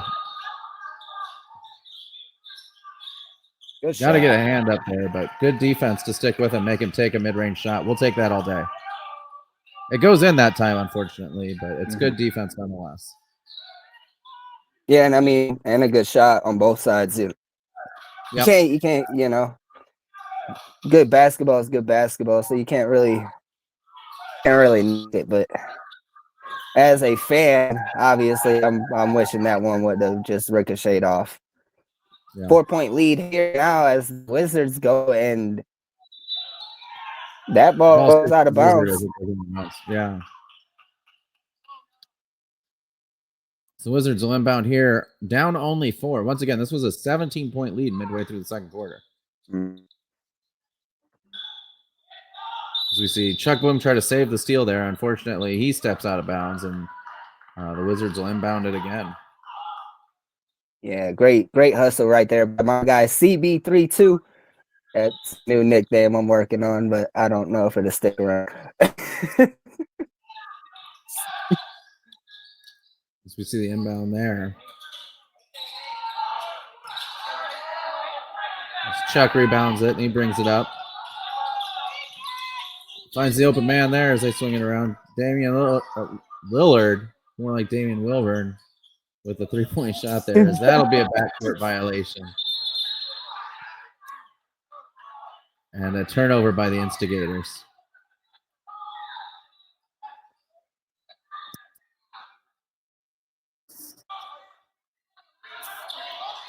A little conversation. The Instigators think that Columbus touched the ball, and so it shouldn't be a backcourt. It seems like the referee disagrees with that. As we see the beautiful red, white, and blue basketball. Good shot there. It is a beautiful basketball. It is.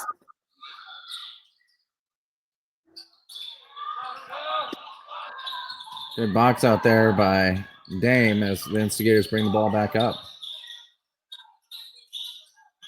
Jojo looking for AB. Instead, he'll pass it around to Malcolm Martin. Martin with a great bounce pass to Chuck, who puts it in. There he is. That's my boy right there. Yeah, let's go, Chuck. Good sequence there by the Instigators on offense. Absolutely. Yeah, great spacing. As we see now, Dame taking on Wilkins, number 55. And he gets the steal. Great play. What a pass by Jojo as Martin puts it in for the and one opportunity. Good defense leads to good offense there as the Instigators look to continue to grow this lead back up to what it once was. And that's a foot away from the basket, but that's not no easy shot. He just body to body with that man, put that ball up, and that goes in. Now you get to go to the line for another one. That's a great play right there. It's a great play. You see Dylan Ware check in for Alex Brown. That goes in to complete the and one. Back at a 9-point lead here. Yep, just going to say that. Instigators looking to increase that lead. They got it up to 9 again.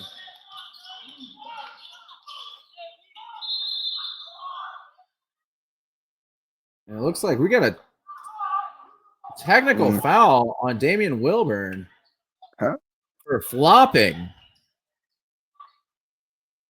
Ladies and gentlemen, I've never seen this call in the ABA in all my 1+ years of calling it.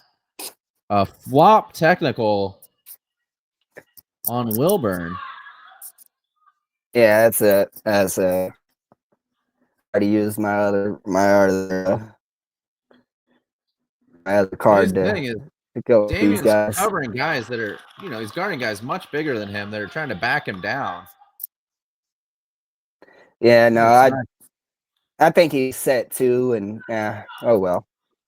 That whistle blows. The whistle blows. It's a tough call. So they hit both free throws, and they'll get the ball back as the Instigators' momentum slows down just a bit here. And the Wizards get an extra possession here.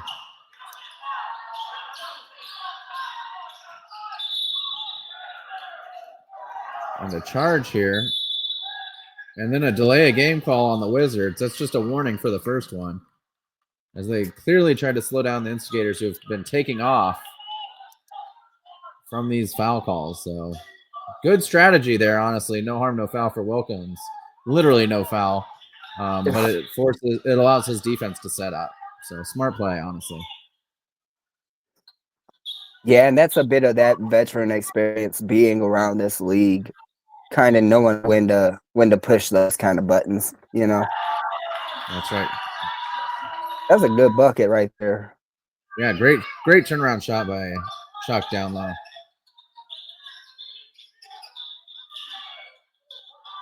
And good defense right there. Way to close out by Martin right there. Gets the rebound to Chuck. He goes to Dylan Ware. It's feeling like Instigators basketball right here. JoJo Hart with the ball in his hands. Chuck kind of wanting the foul right there. Just, you know, kind of selling a bit. You're a big guy, Chuck. You did sell that quite a bit. I got to be honest with you. Yeah, Chuck, you're a bit too big. I don't think they're going to call that one, buddy. But offensive rebound.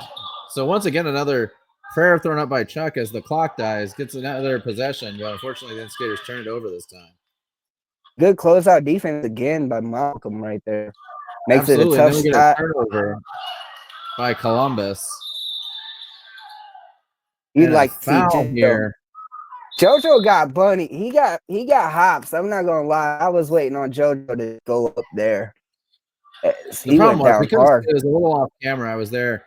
JoJo just basically gets tackled there a bit by Wizards, and so the referees now are discussing whether or not to upgrade this foul to a flagrant one. Is what the discussion is. Again, we couldn't see it off camera. Our AI camera didn't quite keep up with the offense on that. But it didn't appear as though the defender went for the ball. Instead, went to stop JoJo from scoring. I don't think he tried to hurt him or anything. Don't take it that way. But the question is it a basketball play? Right.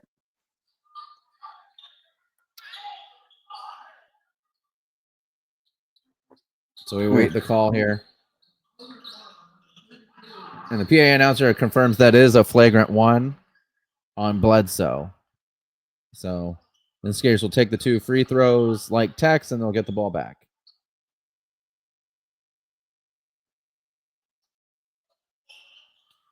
So really competitive third quarter, really back and forth here, much like the end of the second quarter, frankly. Both teams showing their quality here. I think this is the point where you can kind of start to feel the tension from behind the screen. The tension of the crowd, that is. I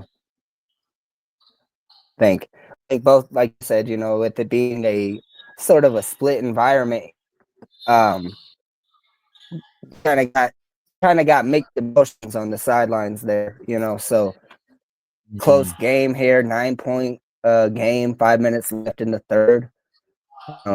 This is make or break right here. Yeah, absolutely. As JoJo misses another free throw, something that's uncharacteristic for him. Struggled a little bit from the free throw line tonight. Everyone has off nights. JoJo normally hits those shots no problem.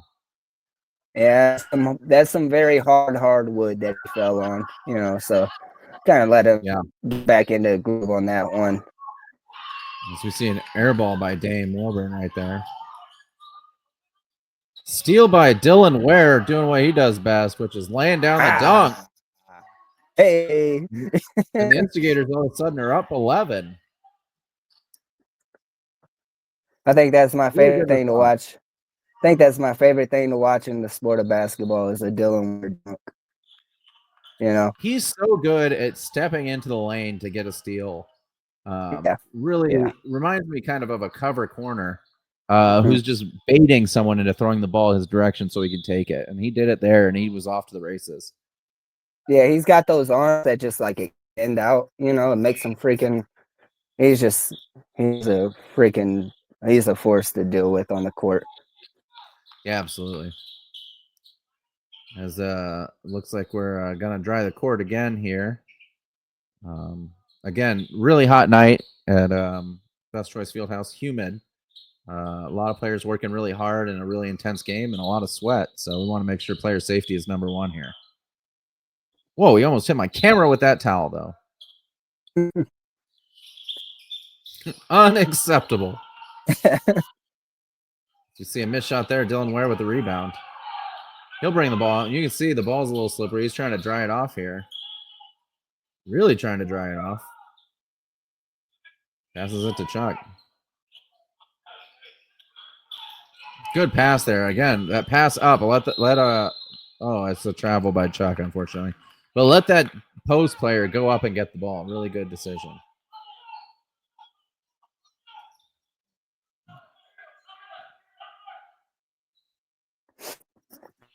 Let's see. Wizards inbound the ball here. They'll bring it up. 4 minutes to go. Down 11 to the Instigators. He just drives right through the lane. No defense at all to stop him. I mean, he could have driven a car through that lane. Mm-hmm.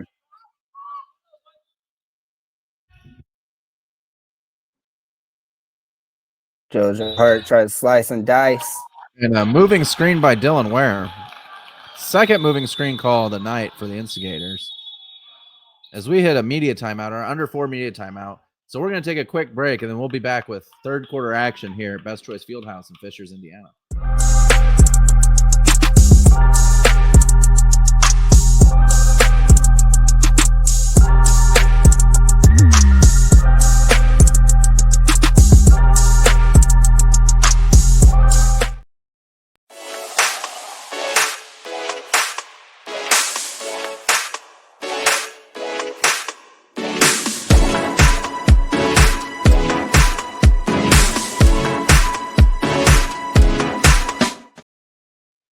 So we're back with just under 4 minutes to go in this game. In a lot of ways, Jay, right back where we started, Instigators up 9. What have you seen so far? Yeah, I think this quarter kind of similar to that second quarter as well. Both teams kind of just going back and forth. Obviously, the refs have gotten a bit involved in this one here. 4 minutes, or just under 4 minutes in third. Both teams at 5 fouls. So that's something to keep an eye on as well. But overall, it's been an entertaining matchup so far. Again, it gives me the feeling of a regional matchup when it comes down to playoffs. I wouldn't put it past two teams to be somewhere in the mix, making a run for that championship. So yeah, absolutely. It's been a really competitive game all the way through, as we see a turnover there by Lawrence Boyd. I will say he's been a magnificent rookie so far, Lawrence. The one thing we'd like to see LB work on a little bit is cutting down on those turnovers. Being a guard, he brings the ball up the court a lot for us. And he's still learning kind of about the game there. And I think he'll progress, and he's gotten better even now. But something that we see from time to time is just an errant pass or a turnover. Mm-hmm. Yeah, I think that comes with the development of being in this professional level. Just knowing the value of a possession. I think that comes with games like these too as well. As you see, it's now it's a 3-point game here. Something you wouldn't probably have expected looking at this one here in the first quarter. Chuck on the foul right there, but he won't get it. And the Wizards claw within one, as they will miss that put back there too. Chuck Bloom coming down with another rebound there, get it to his guy JoJo, so kind of reset the offense. This is what I like to see, though. These kind of moments, take that time to set. Let's get into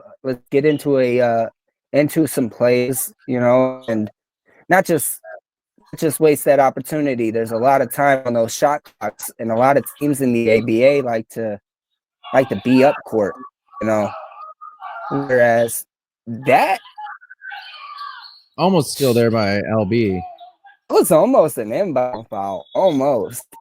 They took a good amount of time to get that one up court, but so be it. As that one, he went down hard as well too, though.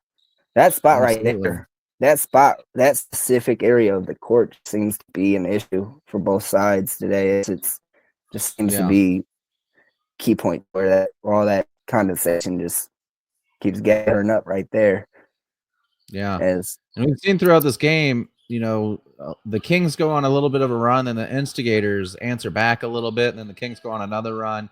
And slowly the Kings have just slowly but surely been lowering this lead. We're down to a 5-point lead. It was 3 points just a minute ago before that last bucket. So we'll continue to watch that. But, it looks like it's going to be a barn burner all the way to the end here. As we see the magnificent staff at Best Choice Fieldhouse looking to help dry the court from all these sweaty basketball players. yeah, 5-point game, 5-point game here. Instigators just haven't, ever since that 17-point lead early into the game, they haven't been able to get that next gear again and really take off with this one. It's been very, very competitive. Absolutely. As Chuck Bloom looks to inbound it off the charging call. He gets it to JoJo, no problem, who's going to slow it down. Help the Instigators get another good possession after the last possession. Dylan making sure it stays on that pick just a little bit later so he don't get any call. And big three by the Wizards right there for them. So this one falls into a deficit. One possession game here. Martin, he'll get the ball off to Dylan Ware. Nice JoJo screen. Looks once again to man the offense here. He shoots a three. He's been solid, and he hits that one. He answers right back with a three of their own for the Instigators. Columbus takes another mid-range shot. Instigators' defense has been best when they've been forcing these mid-range shots. They get another one there.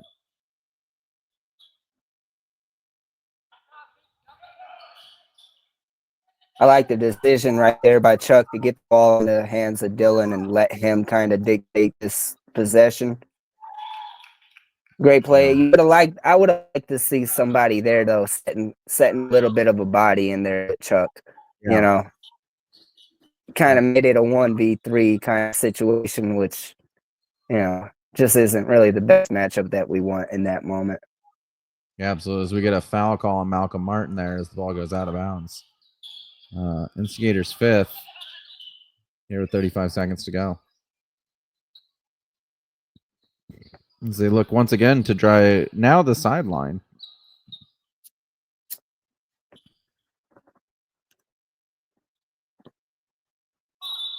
So Columbus will inbound the ball here. 35 seconds to go. If they go quickly, could get a bonus possession here, 2 for 1. As they hit that shot to bring it back within 3, 87-84.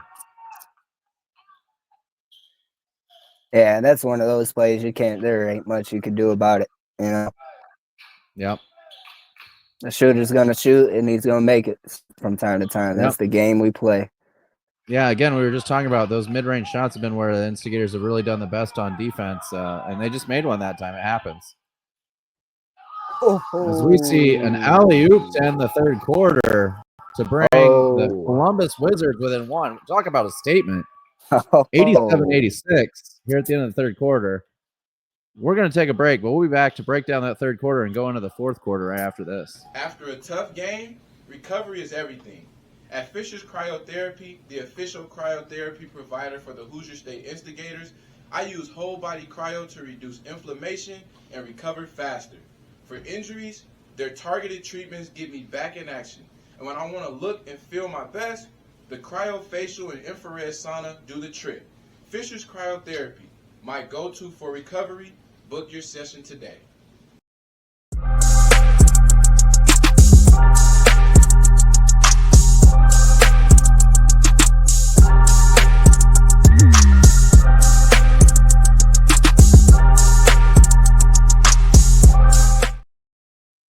So the alley-oop makes a statement there at the end of the third quarter, bringing the Columbus Wizards within 1 as we get ready to start the final quarter of this game. Jay, the Instigators, after scoring 37 and 32 points in each of the first 2 quarters, only scored 18 points in that quarter. and seemed to really struggle offensively. What do you think was the issue there? Yeah, well, I think honestly, I think that just comes with the game itself. You're going to have those spurts. You're going to have those runs. I think the more thing again it came down to it was the defense, the fouls. Again, let these guys get back into the game without the clock running. And really credit to the Wizards right there. They've been watching their film on the Instigators because that last play of the quarter is something that you see from the Instigators. You don't see that happen to the Instigators a lot. I can't really even think of any memory where that has happened. We're usually the team that makes that last little statement play at the end of a quarter that kind of takes the wind out of the sails of our opponent. I don't think that necessarily is the case for us this in this moment. I think the guys still are focused on the game plan. We're still up here one going into the final quarter of regulation. Dylan Ware, he loses the handles, but they'll be there to get the steal right back from the Wizards, and he'll go up for a layup right there. But I think defensively that was more of the takeaway from the Wizards being able to claw back into this one here. Still down by one, as neither team has been able to cash in just yet this quarter. Absolutely. We saw a few turnovers there, but honestly, it wasn't too bad for the Instigators. It just, to your point, shots weren't falling like they normally do. I think we saw Chuck miss 2 layups that he normally doesn't miss close to the basket. Saw some other guys just missing some shots we expect them to make. So it's just an off quarter, unfortunately.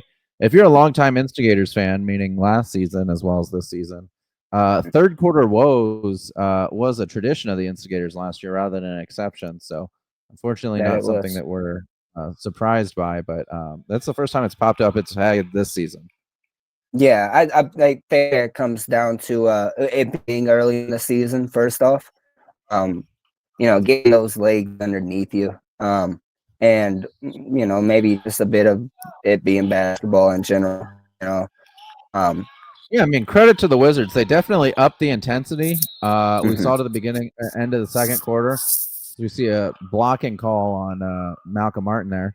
But the Wizards upped their intensity on defense. They hit some really good shots there on offense and were able to make this a game. And now they're down 3 going to the foul line as we look to dry the same part of the court.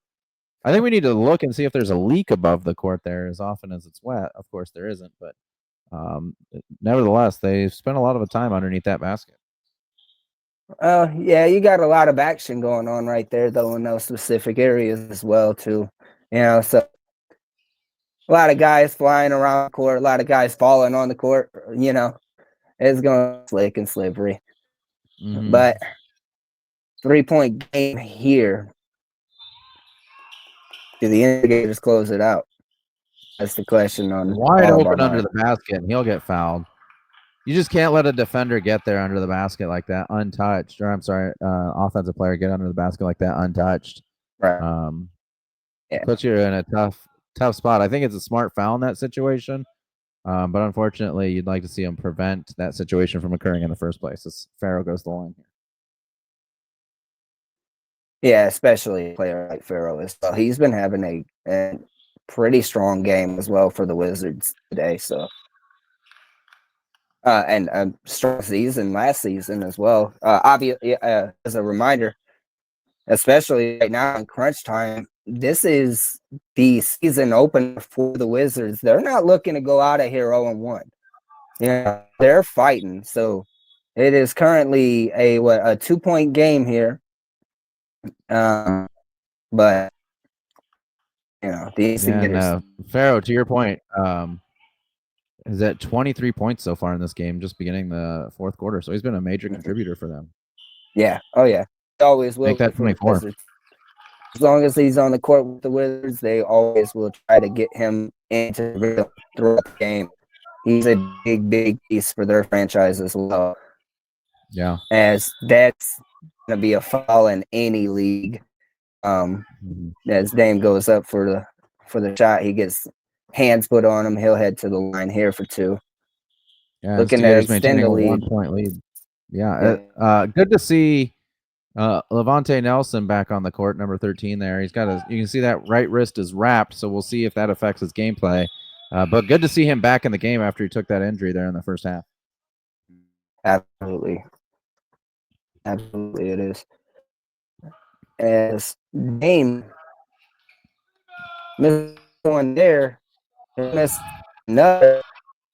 2 on those, and the lead stays at 1 there. Now, Wizards looking to take the lead, I believe, for the first time this entire game, right? That's right. Yeah, the Instigators have been leading from the beginning. All right. Yeah, all the way up to when it was 3-2 to start with that opening three. So we That get a was foul on Dame the other way.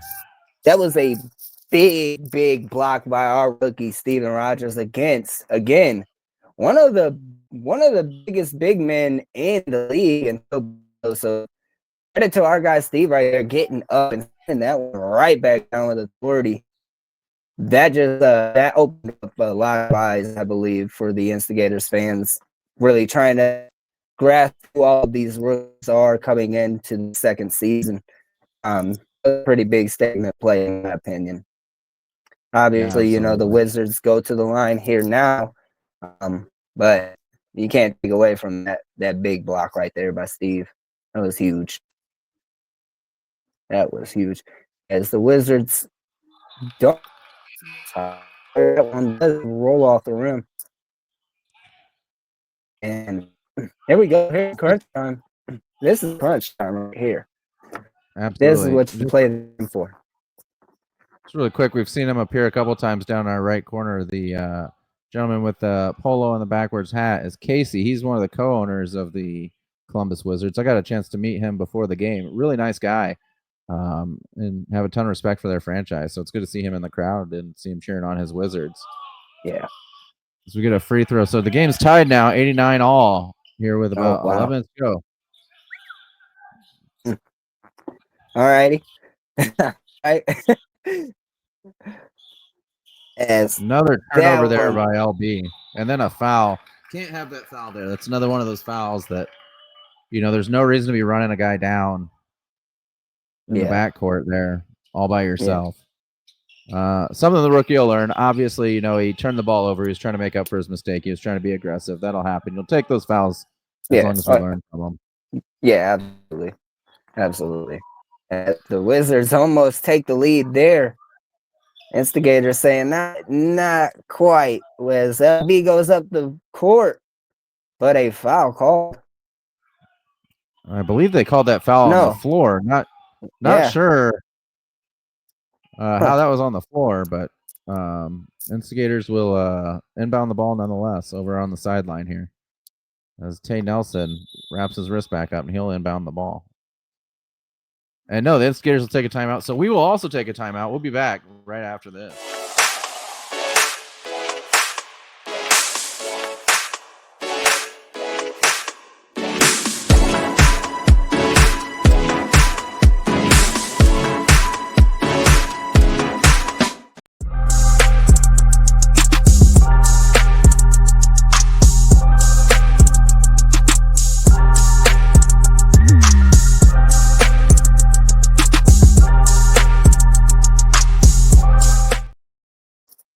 So reset here, 10 minutes to go. We played 38 minutes of basketball minus about 10 seconds. And the Instigators and Columbus Wizards, two great franchises here in the Central Division, are all tied up with, just a little bit left to play. So it's been a really exciting game. As much as I'm an Instigators fan, I want to see our team continue to blow folks out as we have the first couple of games. Love to see a competitive game. Love to see how our guys respond to a competitive game. Where not everything's going their way. See how they face some adversity against a really good franchise. It's a good early season test. Yeah, and I think that's over there off the timeout. Never want to see that. And then you get a double dribble on the other end. Yeah, and I think just kind of busting off of that note as well. That's what creates championship teams. It's not easy every time by any means. Those you're gonna have those games, those down to the wire games, those clutch plays. That's what determines, championship caliber teams. And I think you're seeing that from both of these teams here today. excluding a couple possessions here and there, of course, on either side. But you see Tay still kind of get adjusted right there. That's usually a pretty easy bucket to count in for him as he misses both from the line there. Yeah, Still, 90% free throw shooter coming into those shots, and you got to believe that wrist is bothering him a little bit. yeah. As the Wizards go and take the lead from the Instigators for the first time this game, and really probably to their benefit, probably the best time for them to be able to take a lead as this one right here will, I believe, I don't know. I They're couldn't calling really tell Columbus from. ball there. Yeah, I couldn't really tell from that angle. That's why I was kind of hesitant to kind of make that call. But the Wizards now going up the court here with the lead, looking to extend. Absolutely. So the Play a little Instigators bit here of playing space. tough defense. Again, another poke by Dame. It goes out of bounds, stays with the Wizards, but man, his hands are quick. And that was great zone defense right there. Everybody was where they needed to be. Dylan down there, close to the basket, kind of closing off that drive gap there. And look at that. Ball flies into the hands of Steve Rogers right there. Tay takes the three, makes the three. We'll take that. As the Instigators take the lead right back here, 92-91. No foul called. The game goes down a bit 3D hard. there. A 3D So play. quick three. Yeah, quick big. three for the Wizards there. Gives them the lead by 2. Credit to Dame though, right there on that possession. He went down hard, got right back up, tried to fight to keep that bucket from going in. Just great shot there by the Wizards. They take the lead right back.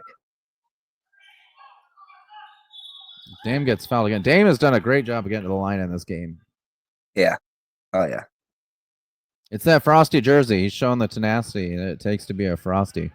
There might be something to it. I don't know. You might need to start wearing one because I know your games just Yeah, that's not a bad idea, honestly. I might buy one. Yeah, you could buy one if you're watching. You could buy one yourself as well by visiting www.apexofsports.com or purchase one or order one rather from the home game, Best Choice Fieldhouse in Fishers, Indiana. Nice little plug right there. We see a foul on Tay. Too many reaching fouls, too close to half court for me in this half for the Instigators. 4 minutes into the fourth quarter, both teams got 5 team fouls. That's pretty nuts. That's unheard of for an ABA game. I'm not gonna lie. That's wild. It's wild. I believe we had about a minute and a half into the fourth quarter. It's even crazier. They're discussing now whether the foul occurred in the back court or in the front court, so they know where to bring the ball up from. As the referees will get together and discuss this. You know, if you're an Instigators fan, obviously you want them in the back court so we can get that attempt at a steal in a 3D here. And if you're a Wizards fan, you want them to get the ball in the front court. So, also, if you're a Wizards fan and you're watching this, thanks for that, but subscribe to the channel. Yeah, we would greatly appreciate it. As Wizards. Now I believe they've got to be discussing the pineapple pizza. Yeah, you might be right, honestly. As now the largest lead of the game for the Wizards is opened up. It's now a 3-point lead.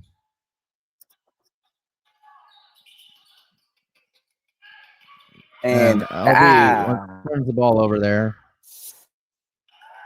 Kind of got ambushed with a double team and unfortunately turned the ball over trying to get it to Dylan. Tay Nelson doing what he does best, which is shoot the ball. That didn't go in. Oh, he can't get called for a foul under the bucket again. Yeah, that's a tough one. There's been a few throughout this game, for sure. I mean, the reality is you want guys to be aggressive but when you see they're not calling that jump ball, that's about the third time they haven't called it. You got to adjust in game. and no, you're not going to get that call, as they call it foul on Tay for being on the court, I guess. With that one, He got a little handsy. both of his hands were up in the air. We'll have to run it back in slow time. We got film. We could watch. We could watch it. Both his hands were above his head. Now That's a that flop. right there. Yeah, I was gonna say. Okay, see, now we're in agreement on something right there. But Good defense there by Steve to defend without fouling. As Dylan gets the ball in the hoop, Instigators pull back to a 3-point game. great defense right there by Steve too. Nice Like to rebound see by him kind of LB. get back in the mix right there. Go and make that second opportunity, but nonetheless, the ball goes right back in the hands of the Instigators. Big put back by LB. Good tip in there by LB. Yep. Big time play right there. Keeps the Instigators in. Yep. Much better defense here by the Instigators, except Steve's got to keep his feet on the ground there. Captain America can't fly, so keep your feet on the ground and block it. Yeah, going back to that last big block he had right there, I think he was just trying to send it down with authority again. Unfortunately, that does send us into the bonus right now, but Yeah. I'll take that though. I'll take those kind of plays, especially for a rookie. Still trying to prove his worth to his guys, show that he's fighting with them as well. So, Yeah, absolutely. And unfortunately, fortunately, our Captain America can fly, which is why he goes up in the air the way he does. Yeah. And it works sometimes, and sometimes you get a foul call there. Unfortunately for the Instigators, that's not a bad foul. I don't think it's a bad foul by Steve, but we've had a couple of really bad fouls, a couple of calls that could have gone our way that didn't, and now we're in the bonus with over half of the quarter to go, down 1. So that's going to play a part in the ending of this game. Yeah, it's definitely a tough moment, but there were 7 other ones that led up to that as well, and that's the real key issue to focus in on, That's fouls under your own basket in particular is something I hope that we're watching this week as we're watching film and realizing that's a thing that can't happen. Yep, I agree. Especially going up against a team like the Ohio Kings. They are going to be another tough matchup. For those new fans, the Ohio Kings, they went on to a 14-0 record last season. Made it to the regionals, I believe. No. They made it to the divisional finals, I believe. Yeah, they lost the divisional finals. Lost to the Indiana Lions. And so a very, very, very competitive team. You cannot afford to be fouling guys, sending those guys to the bonus against teams like the Wizards or the Kings. Teams that right. we will see you guys somewhere down the line in the playoffs. So obviously you wanna get those tests and get that film in too as well. But the Wizards just at the century mark on us. It is 197 here, about 6:45 remaining in the game. What do you look for here to get the Instigators back into this one? So I think it goes back to defending without fouling. Right. Making sure that we've saw it a couple times. They're getting turnovers like that. Definitely help. Nice bucket by Levante. But getting hands up and keeping our feet on the ground, knowing we're in the bonus, I think is going to be huge for us. Limiting the turnovers. This quarter in particular has been really sloppy from the Instigators on the offensive end of turning the ball over. As we see another foul there. Do you think that comes with the matchups that we had the first 2 weeks and playing a bunch of pressure? Do you think any of that's you think that's a little bit of a conditioning factor, or do you think it's just the Wizards game planning around it and so happen to be ahead? Yeah, I don't think it's a conditioning factor. I think that Coach Right. Dobbs has done a really good job with the rotation. I think that we're playing a really tough team that knows how to handle themselves, and the referees are calling fouls as they see them, and we got to adjust to that. And so far, we haven't. You got to maybe adjust down that aggressiveness as trying to get those steals as you see more fouls being called, and it's just not an adjustment we've made as a team.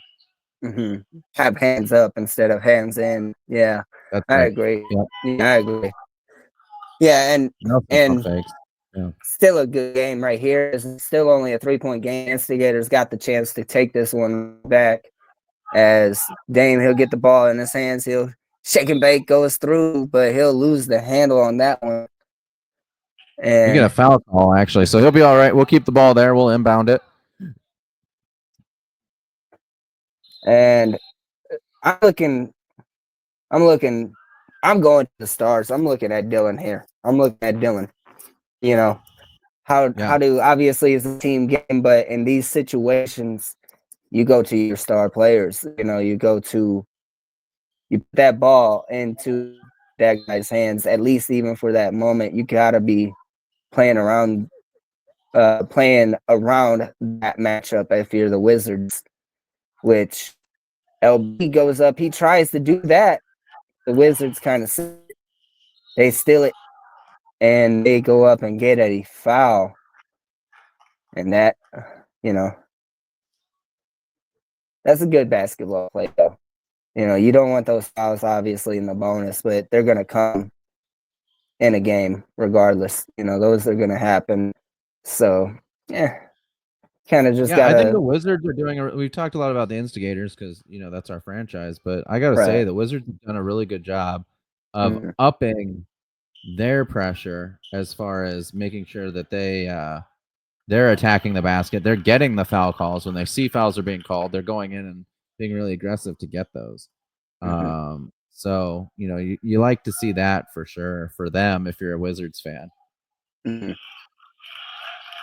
5-point lead here under the 6-minute mark now in the fourth quarter.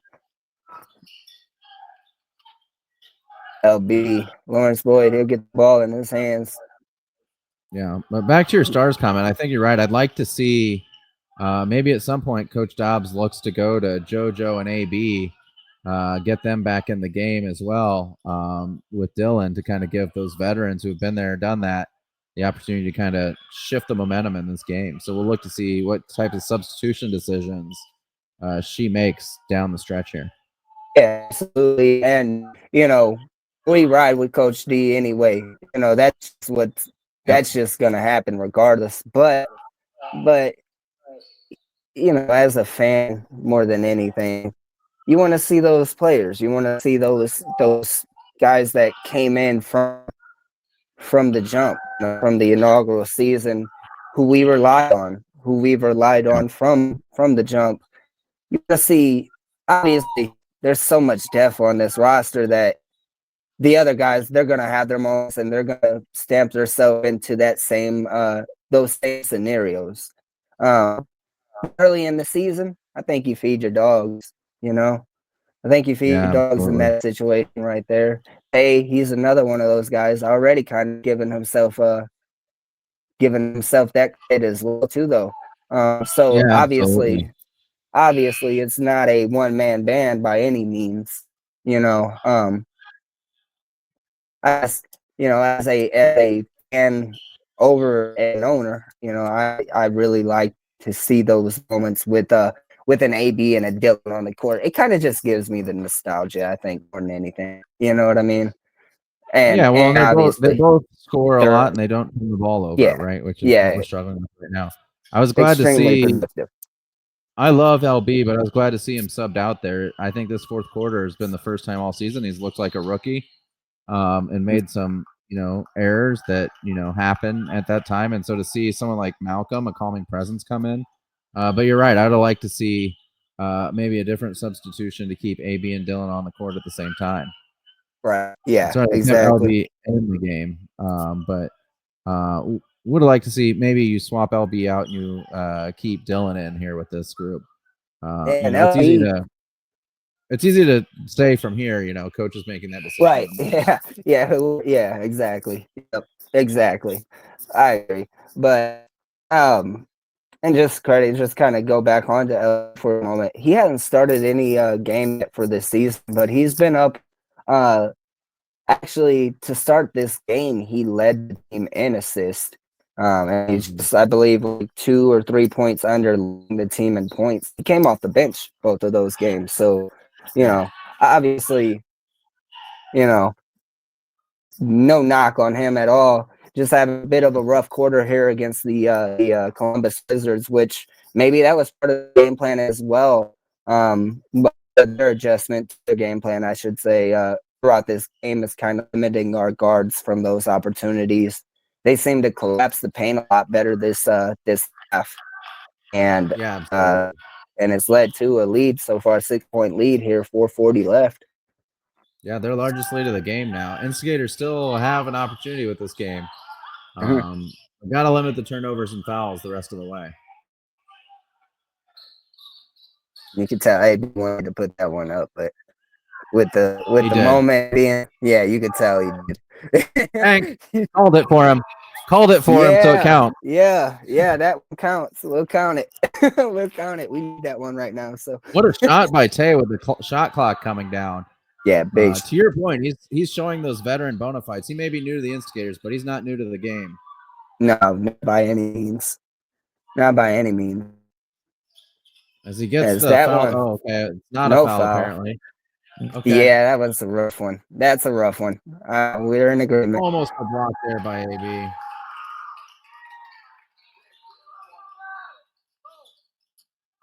So Instigators now down 5. Good pass there by Dame, and AB will go to the line. AB has been a really good free throw shooter. Can't believe I'm saying this, but he's really improved since last season and since the first game of this season. He's been making his free throws at about a 65, 67% clip, which is much better than the 50% we saw last year. Yeah, great guy. Great guy. No, we love AB. We love AB. We love him.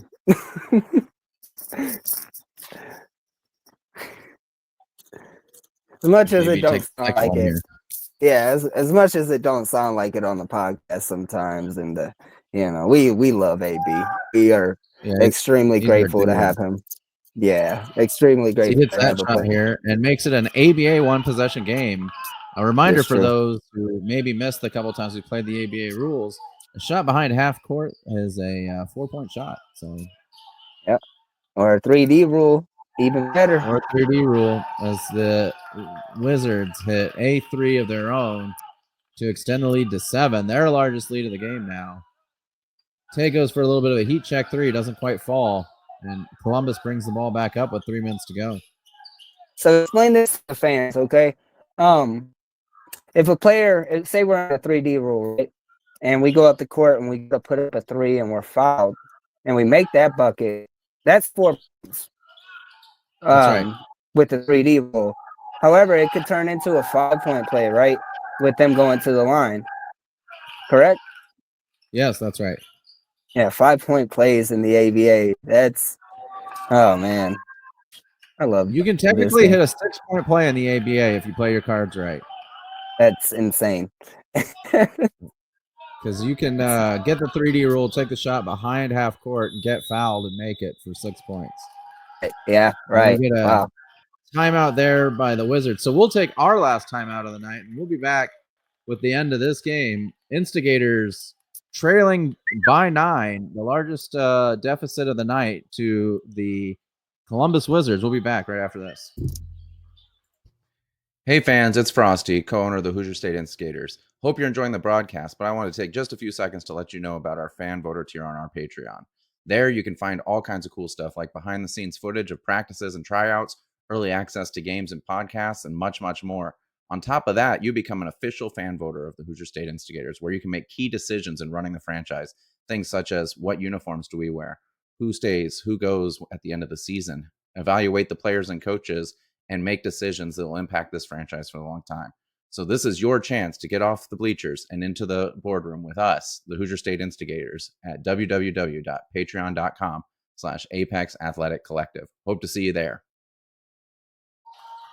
All right. And we're back with about 2.5 minutes to go. Instigators down 9, 105 to 114. Instigators now, this is a small part to play in this game, but worth mentioning, the Instigators now played 21 games in franchise history. All 21 games have they allowed their opponents to score more than 100 points a game. That is correct. That is correct. Still looking for that first game where we keep a team under 100 points. However, back above 100 points as well too. So we, a little bit of a light to that darkness. But that one hurts, and especially at home, letting their crowd get into the game. That is unacceptable, as I say from behind the screen right here. In the luxury of my house.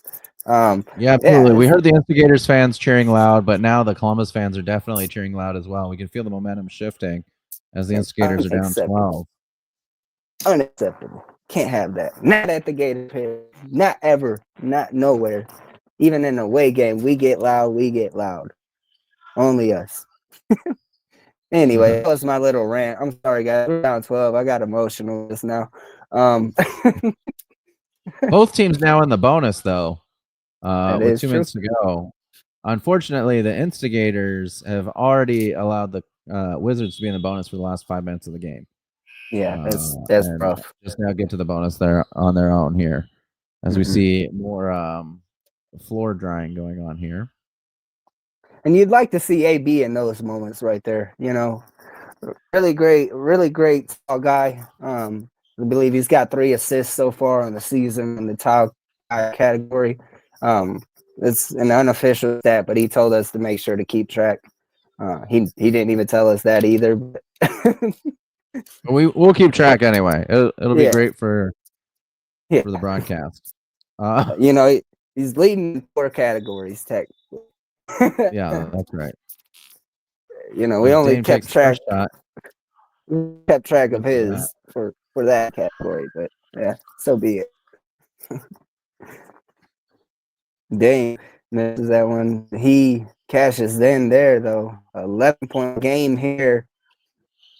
125 seconds remain.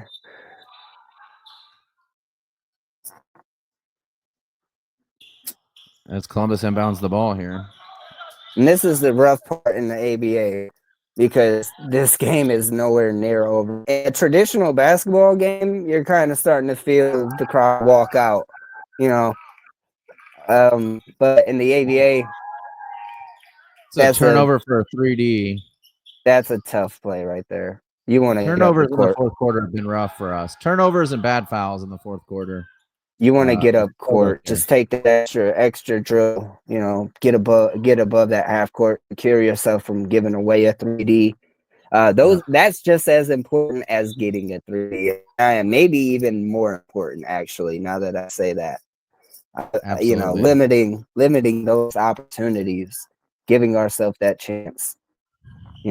A 10-point game still 126. Yeah, you could call back still. You can call back. Yeah, absolutely. 10 points in the ABA is nothing. You can do that in a couple possessions. But then the Skaters got to buckle down, right? Clearly the momentum is on Columbus's side. And so you got to do something to take that back, whether it's a big turnover, whether it's a big 3, whatever it is, a dunk even, you got to do something there to get the momentum shifted back in your direction here in the last minute and 26 seconds to go. Yeah, and really the first time the Instigators have been put to this position this season as well. Obviously been through it a couple times here and there throughout the inaugural season, but this is a brand new team. Last year was last year at this point. Obviously the memories still matter. But this is absolutely. But the reality, to your point, is there's only 4 players on the roster in this game that played for the Instigators last year. So for a lot of guys, this is the first time as an Instigator, maybe even in the ABA, that they're facing adversity and a score not in their favor. Right. Home court, all of that. You want to try and keep that 16 or higher. With a win, we might be talking top 10 here. the Instigators, the Hoosier State Instigators. So obviously a big last minute and a half here for both sides. Columbus looking to get 1-0 and make a statement against beat the number 16 ranked Instigators, and the Instigators looking to claw back and protect their home court and their standing in the American Basketball Association. Yeah, it could be losing this game drops them out of the top 25, right? As tight as the top of the ABA is. Absolutely. Yeah. And a couple teams getting some double headers in this weekend, all of that, so it's a big moment here, right here for the Instigators. As we get a foul on number 55, and this is an error, actually. That should have been, the Instigators were in the bonus there. They should have gotten that, but instead they get a 3D, so it's a little bit of a break for them because they put it in, but that should have been 2 free throws. As we get another steal by the Instigators. Leans into it. Man, if that hits, this place probably erupts. Whole different game right there. Yep. I agree. On the other end there. Chuck Bloom. The opportunity was there. Rough, yeah. No, yeah, absolutely. That's all you can ask for. That's all you can ask for. Take advantage of the opportunities. They come, take advantage of them. As we have a minute and some change here remaining in regulation. Wizards go up by 8 here.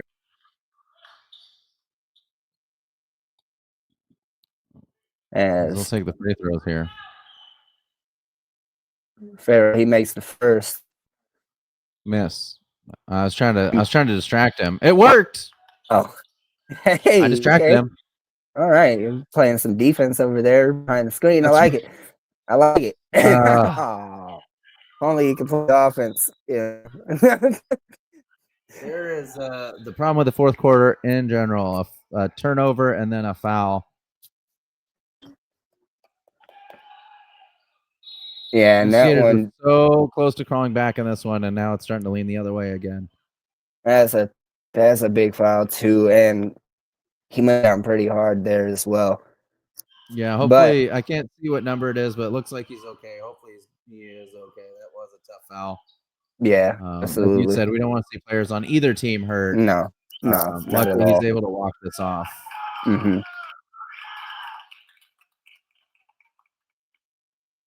The referees are getting together here. Undoubtedly to discuss whether or not this should be upgraded to a flagrant one. Yeah, I don't think so. And had that been an instigator on the floor, I'm saying the same thing. I don't think it really was a flagrant. Obviously, both guys fighting hard, but it's crunch time. It's 8-point game here under a minute. I have to run it back. Really, I guess make an official statement, but I'll say it on record. I guess I think he went for the ball on. So referee's taking a long time to try to get this call right. Like Corey said, he likes pizza, pickles on pizza. That's disgusting. And here, the call should be coming here any second now.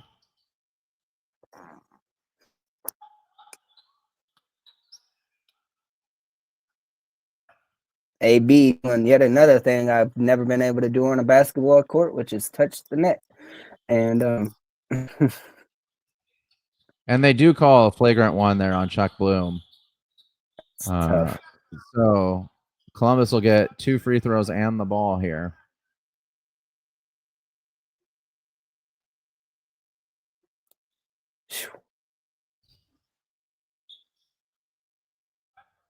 Eight-point game here. Ahead of these free throws is Farrell, Jay Farrell. He'll turn that one down. Makes it a 9-point game. We've heard that a lot today. The 9-point game a lot of times. Yeah, that's odd. As Farrell, he'll go up for a second one there. That one rolls off the rim. They'll make 1 out of 2 on that one, but they get the ball right back here.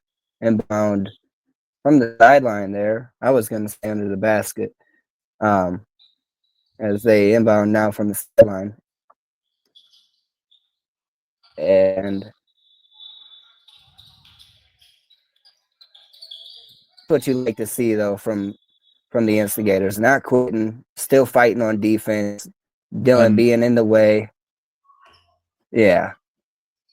I gotta tell you, some of these fouls seem pretty minor to me here in the fourth quarter in particular. That right there, I didn't see anything really. Thought it went out of bounds. Honestly, I didn't even realize they were going to the line. Yeah, I didn't see anything there to warrant a foul. As Coach Dobbs gets her first technical of the year. Obviously felt the same way I did about some of these foul calls. Yeah. And I mean, Coach really, Dobbs, it started with, in my opinion, it started with the flopping call that wasn't. And it just kind of escalated against the instigators there. Not saying it's intentional, but a lot of bad calls right. It felt like that went against them. That really derailed this game from something that was competitive to something that's been a free throw shooting contest for the Wizards here in the fourth quarter. Mm-hmm. Yeah, it's a tough one. It's this quarter, honestly, really even the second half, as it boils down here closer to the end of the game. The second half was kind of rough for the instigators for sure. Something a lot to learn from though, and obviously, even the wins, there's all the things that to learn from, take into that next week. But I think the biggest one so far has been exactly what you said, being able to play clean defense, contest those shots, but don't give them those easy trips to the line. Especially a team like the Wizards or our upcoming opponent, the Kings. Really any team in the league. These are all professional franchises. So you can't take any of them lightly by any means. Yeah, absolutely. And I'll say, I'm up. The officiating, hasn't been, as consistent. We've favor. disagreed with some of the things they've said, but also like the instigators did plenty on their own to make this Right. a less competitive game as well. And so I think, going forward, those are the things we should focus on as they get the charge call there. But those are the types of things we should focus on to get better, right? Making sure we're not turning the ball over, making sure that we're not fouling people, a long way from the basket, those types of things. Those are things that we can control that definitely played a large part and why this game's 10-point lead with 30 seconds to go. Yeah.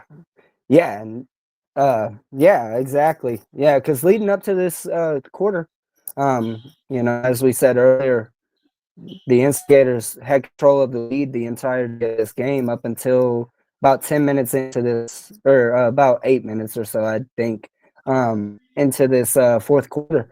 And so,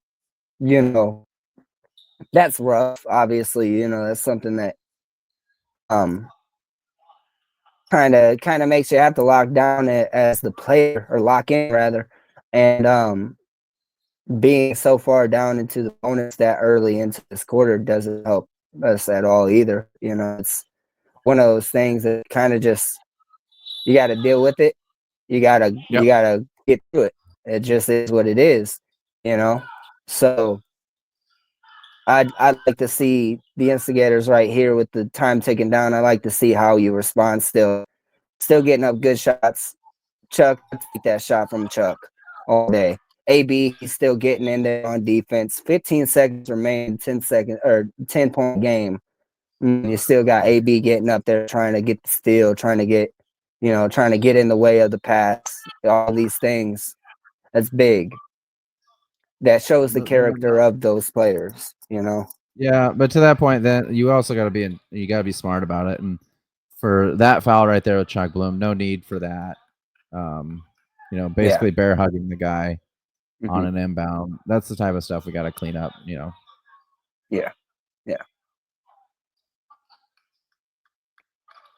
15 and a half remaining. 11-point game. Instigators, it's to the point we can pretty much call this one the in favor of the Columbus Wizards. They'll head 1-0 by the end of this buzzer unless the Instigators pull off a regular Indiana Pacers comeback right here. As Malcolm Martin gets to the bucket, that one's clean. That was one of my favorite layups right there. It just didn't roll in. And that one will on the buzzer. 126-114. The Columbus Wizards take the game from the Instigators and take their undefeated streak as the Instigators fall down to 2-1 now in the American Basketball Association. After a tough game, recovery is everything. At Fisher's Cryotherapy, the official cryotherapy provider for the Hoosier State Instigators, I use whole body cryo to reduce inflammation and recover faster. For injuries, their targeted treatments get me back in action. And when I want to look and feel my best, the cryofacial and infrared sauna do the trick. Fisher's Cryotherapy, my go-to for recovery. Book your session today. Hey fans, it's Frosty, co-owner of the Hoosier State Instigators. Hope you're enjoying the broadcast, but I want to take just a few seconds to let you know about our fan voter tier on our Patreon. There you can find all kinds of cool stuff like behind the scenes footage of practices and tryouts, early access to games and podcasts, and much, much more. On top of that, you become an official fan voter of the Hoosier State Instigators, where you can make key decisions in running the franchise. Things such as what uniforms do we wear, who stays, who goes at the end of the season, evaluate the players and coaches, and make decisions that will impact this franchise for a long time. So this is your chance to get off the bleachers and into the boardroom with us, the Hoosier State Instigators, at www.patreon.com/Apex Athletic Collective. Hope to see you there. And we're back for the post-game show here on Hoosier State basketball.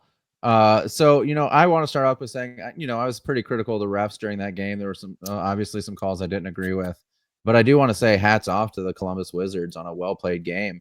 They did a great job of making in-game adjustments and hitting shots and putting pressure on us to claw that lead back. And so in no way, do we want to take away from the achievement they have of winning that game. They played really hard and played a great game against us. And so hats off to them. And, and even though we can disagree with the refs and from time to time, we know they're working hard too. And reffing's not an easy job. And, the reality is that the only people that beat the Hoosier State Instigators tonight were the Hoosier State Instigators. Made a lot of errors that we can fix going forward. And hopefully we'll do that. It was an exciting game, right? All the way through. Until that last 2 minutes or so. It was a really exciting game. But what did you guys see in that game? What are your takeaways from week 3? Jake, I'll let you start, man. Yeah, I think, we all knew going into this matchup against the Wizards, this was going to be our toughest test to date on our season 2 in the ABA. Wizards are a solid team. We knew that. And I think that's, a matchup preview for the playoffs. That's a team where we've got to kind of prepare ourselves. Somebody that's not going to let up, even if we're ahead. We had a point where we were up by double digits, and the Wizards just didn't let up in that game. And as you mentioned, the turnovers and fouls down the line is what really made the difference in the matchup. Mm-hmm. Yeah, I agree. I think right now 2-1. Obviously, as an owner, as a fan of the team, 3-0 just sounds so much better, right? But I think I've said this a lot of times last season during the inaugural season. I think this is the best form of the Instigators that we get when we've got a point to prove. When we're coming in, we're the underdog again, right? That's when we play the best. That's when we play to our full potential, I believe. I think sometimes we get to those points where we kind of coast at certain games, the Legends game, for example, in the week prior.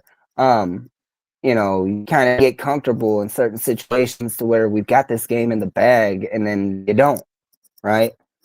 Mm-hmm.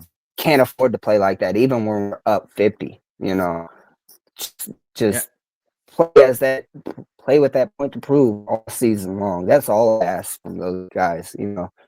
Go and show who you guys are, show who we are as a unit. And 2-1, I think, gives us the opportunity to hit that set. Obviously the guys have been saying it. We've said it. But the guys made a focal point to say it on the podcast last week. 1-0, 1-0, 1-0 each week. That's all that matters. We focus on that. Let's focus on that. The 2-1, the record itself will come as it comes. 1-0 is all we focus on. And so going up against the Ohio Kings, I think we got a lot to learn from this game with the Wizards, and I think we've got a lot we've learned from last season going up against the Kings. So I'm really looking forward to this next matchup here coming in now 2-1 instead of 3-0. I think either of those scenarios give us a bit of a X factor, so to say, to take advantage of. But now we're back as the underdogs, and I don't see any issue with that as far as I'm concerned. I think the guys. Yeah. I think we thrive in this situation. Yeah, I think there's some good takeaways from it. I think it's important to remember last year the Instigators never had a record over 500. Right. And we have this entire season so far through 3 weeks, right? So that's progress. To your point, a loss early in the season can galvanize a team together and get them to refocus, right? It's when you win the first couple of games and you win them fairly comfortably. Although to your point, that game against the Pros, we got a little too comfortable and nearly allowed them to come back in that game. Luckily, we were able to claw that one back out and make the score honestly much better than what that fourth quarter looked. And then the Legends, we managed to kind of put that behind us and keep our foot on the gas the entire time. But to your point, and one of the things that this team I feel like has to grow into is we have to have the foot on the throat mentality for 48 minutes. Right. Because any team, the way the ABA rules are set up, the way how talented these teams are, to your point, no lead is safe, right? Even looking back last year, we were down almost 30 points to the Rebels in that first game and nearly won, right? Lost that game by 8 points. And so it can happen to anybody. And so until we realize that and can play for 48 minutes, I felt like we fell off in that fourth quarter quite a bit. Even as the game was close, it felt like their intensity, we weren't matching their intensity both in the crowd, but also on the court. And so hopefully we can battle back from that. But that being said, we're still 2-1. A lot of good things that we saw. We saw some great play. In fact, we had our fan vote this week, and fans chose who I thought was probably a deserving player of the game. Dylan Ware, player of the game for this game, had a quietest double-double I've seen in a long time. With I think he had 14 points or 17 points and 10 rebounds. So played a really good game. So hats off to him. We saw some other people. We talked about that as well. We saw Levante. We saw, some other players really step up. LB had his moments, although he looked like a rookie for the first time all season in that fourth quarter.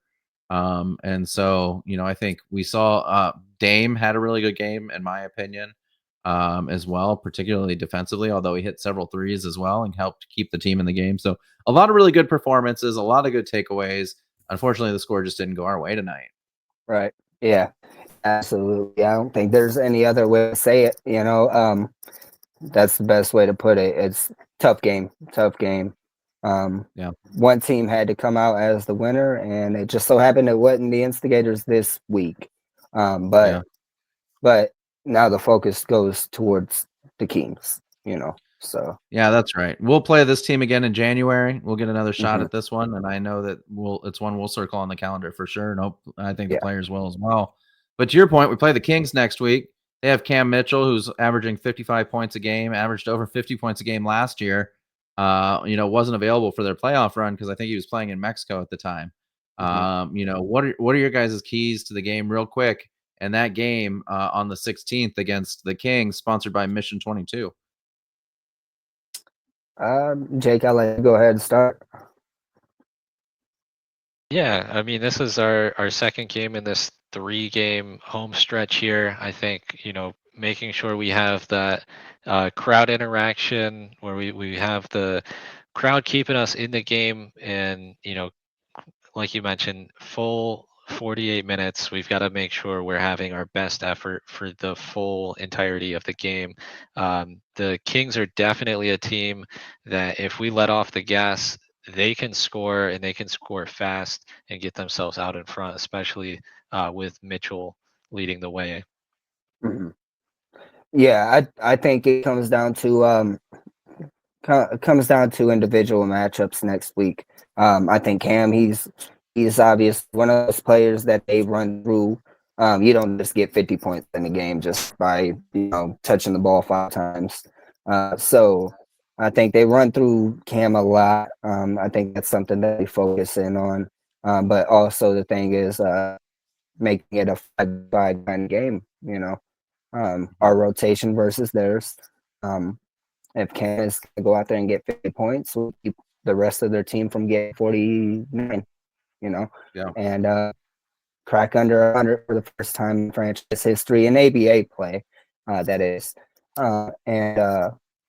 And if we're able to beat them individually, we've got this game. It comes down to how we respond in those situations. And I think that's what makes those championship caliber teams. Is these kind of games right here. Again, another one of those games that is regional play here in November. Two teams that we expect to see somewhere down the line when it comes to talking about who gets that ring on their hand at the end of it all this season. So looking forward to this one big time, and would love to have the Gators get their first win against the Kings as well too. That would be major for us, and I think that probably shoots the team right back into the conversation of being one of those top 10 teams in the league. Maybe not necessarily getting that ranking, but definitely being on the radar for sure. Yeah, absolutely. We as you said, we're 0-2 against the Kings. The Kings actually scored the most points we've allowed in that first game. They scored over 180 points in that first game against us. Second game, we held them under 130, and it was actually a really close game in the fourth Yeah, it quarter. was. And That and was. so, to your point, if we can hold, that team in our man-to-man matchups, if we can get used to the thing that blew us away in that first game was how quick they took advantage of the ABA rules to get the ball up and down the court. We see the instigators doing that more this year. We see them Mhm, getting back a lot more because they're working against it in practice. And so mhm. that'll be a key to the game as well. We can't just let them get free outlet passes to layups and dunks all night like we did the first time we played them. I Yeah. think it'll be a close game. I watched their game against the Lions. It was a really close game. I think it was a 2-point game. Mm, And so I think we're on par with those teams. I think that we can absolutely win this game. I think we have a good chance if we come in guns blazing for 48 minutes. mhm. But the one thing I'll say too is if you live in Indiana, particularly central Indiana, get to this game. Give Yeah, us the energy, right? Like we need that in that gym. We saw it absolutely. in the first game of the season. It helped us. We saw it there in the first couple of quarters of this game. But like, if you're anywhere near there, I know Jake's not even close to there, and he's going to be there on Saturday night. Yeah. So make sure you join him and join me as we go and watch the Instigators take on the Kings, And and hopefully pull out a victory. it's actually a very special night for the franchise as well, because we have our new partnership with Mission 22. That will be our military appreciation night as well. So come out and enjoy the environment, and give a little bit of love to Mission 22 as well, because they are an incredible nonprofit program that does a lot of good things for some really great causes, and we couldn't be any more happier to be partnered with them as well. So Yeah, just another absolutely. note. We're taking donations as you buy your tickets online. Feel free to donate to Mission 22. There will also be opportunities to donate to Mission 22 during the game. And in fact, you can donate to Mission 22 through us all through November for our home games. At the end of each home game, ticket process, and obviously you can donate to Mission 22. We've shared their website on our social media. You can go directly to them as well. We don't care which way you go about it, but make sure you support this great cause. Please, our veterans please. are super important to us. Yeah. And we remember all of them on this, Veterans Day week, and for us, Veterans Month, for the Instigators. So shout out to Mission 22. Shout out to all of our veterans. And let's get a win next week. What do you guys think? Let's do that. Let's do Yeah. that. Let's do that. Yeah. Yeah. So with that, I think that's it for us for this week. So we're going to wrap this up. Subscribe to the YouTube, subscribe to Patreon. Make sure you're catching up on all Instigators news, getting in on those votes as much as you can. But until next time, be great, instigate. Boom.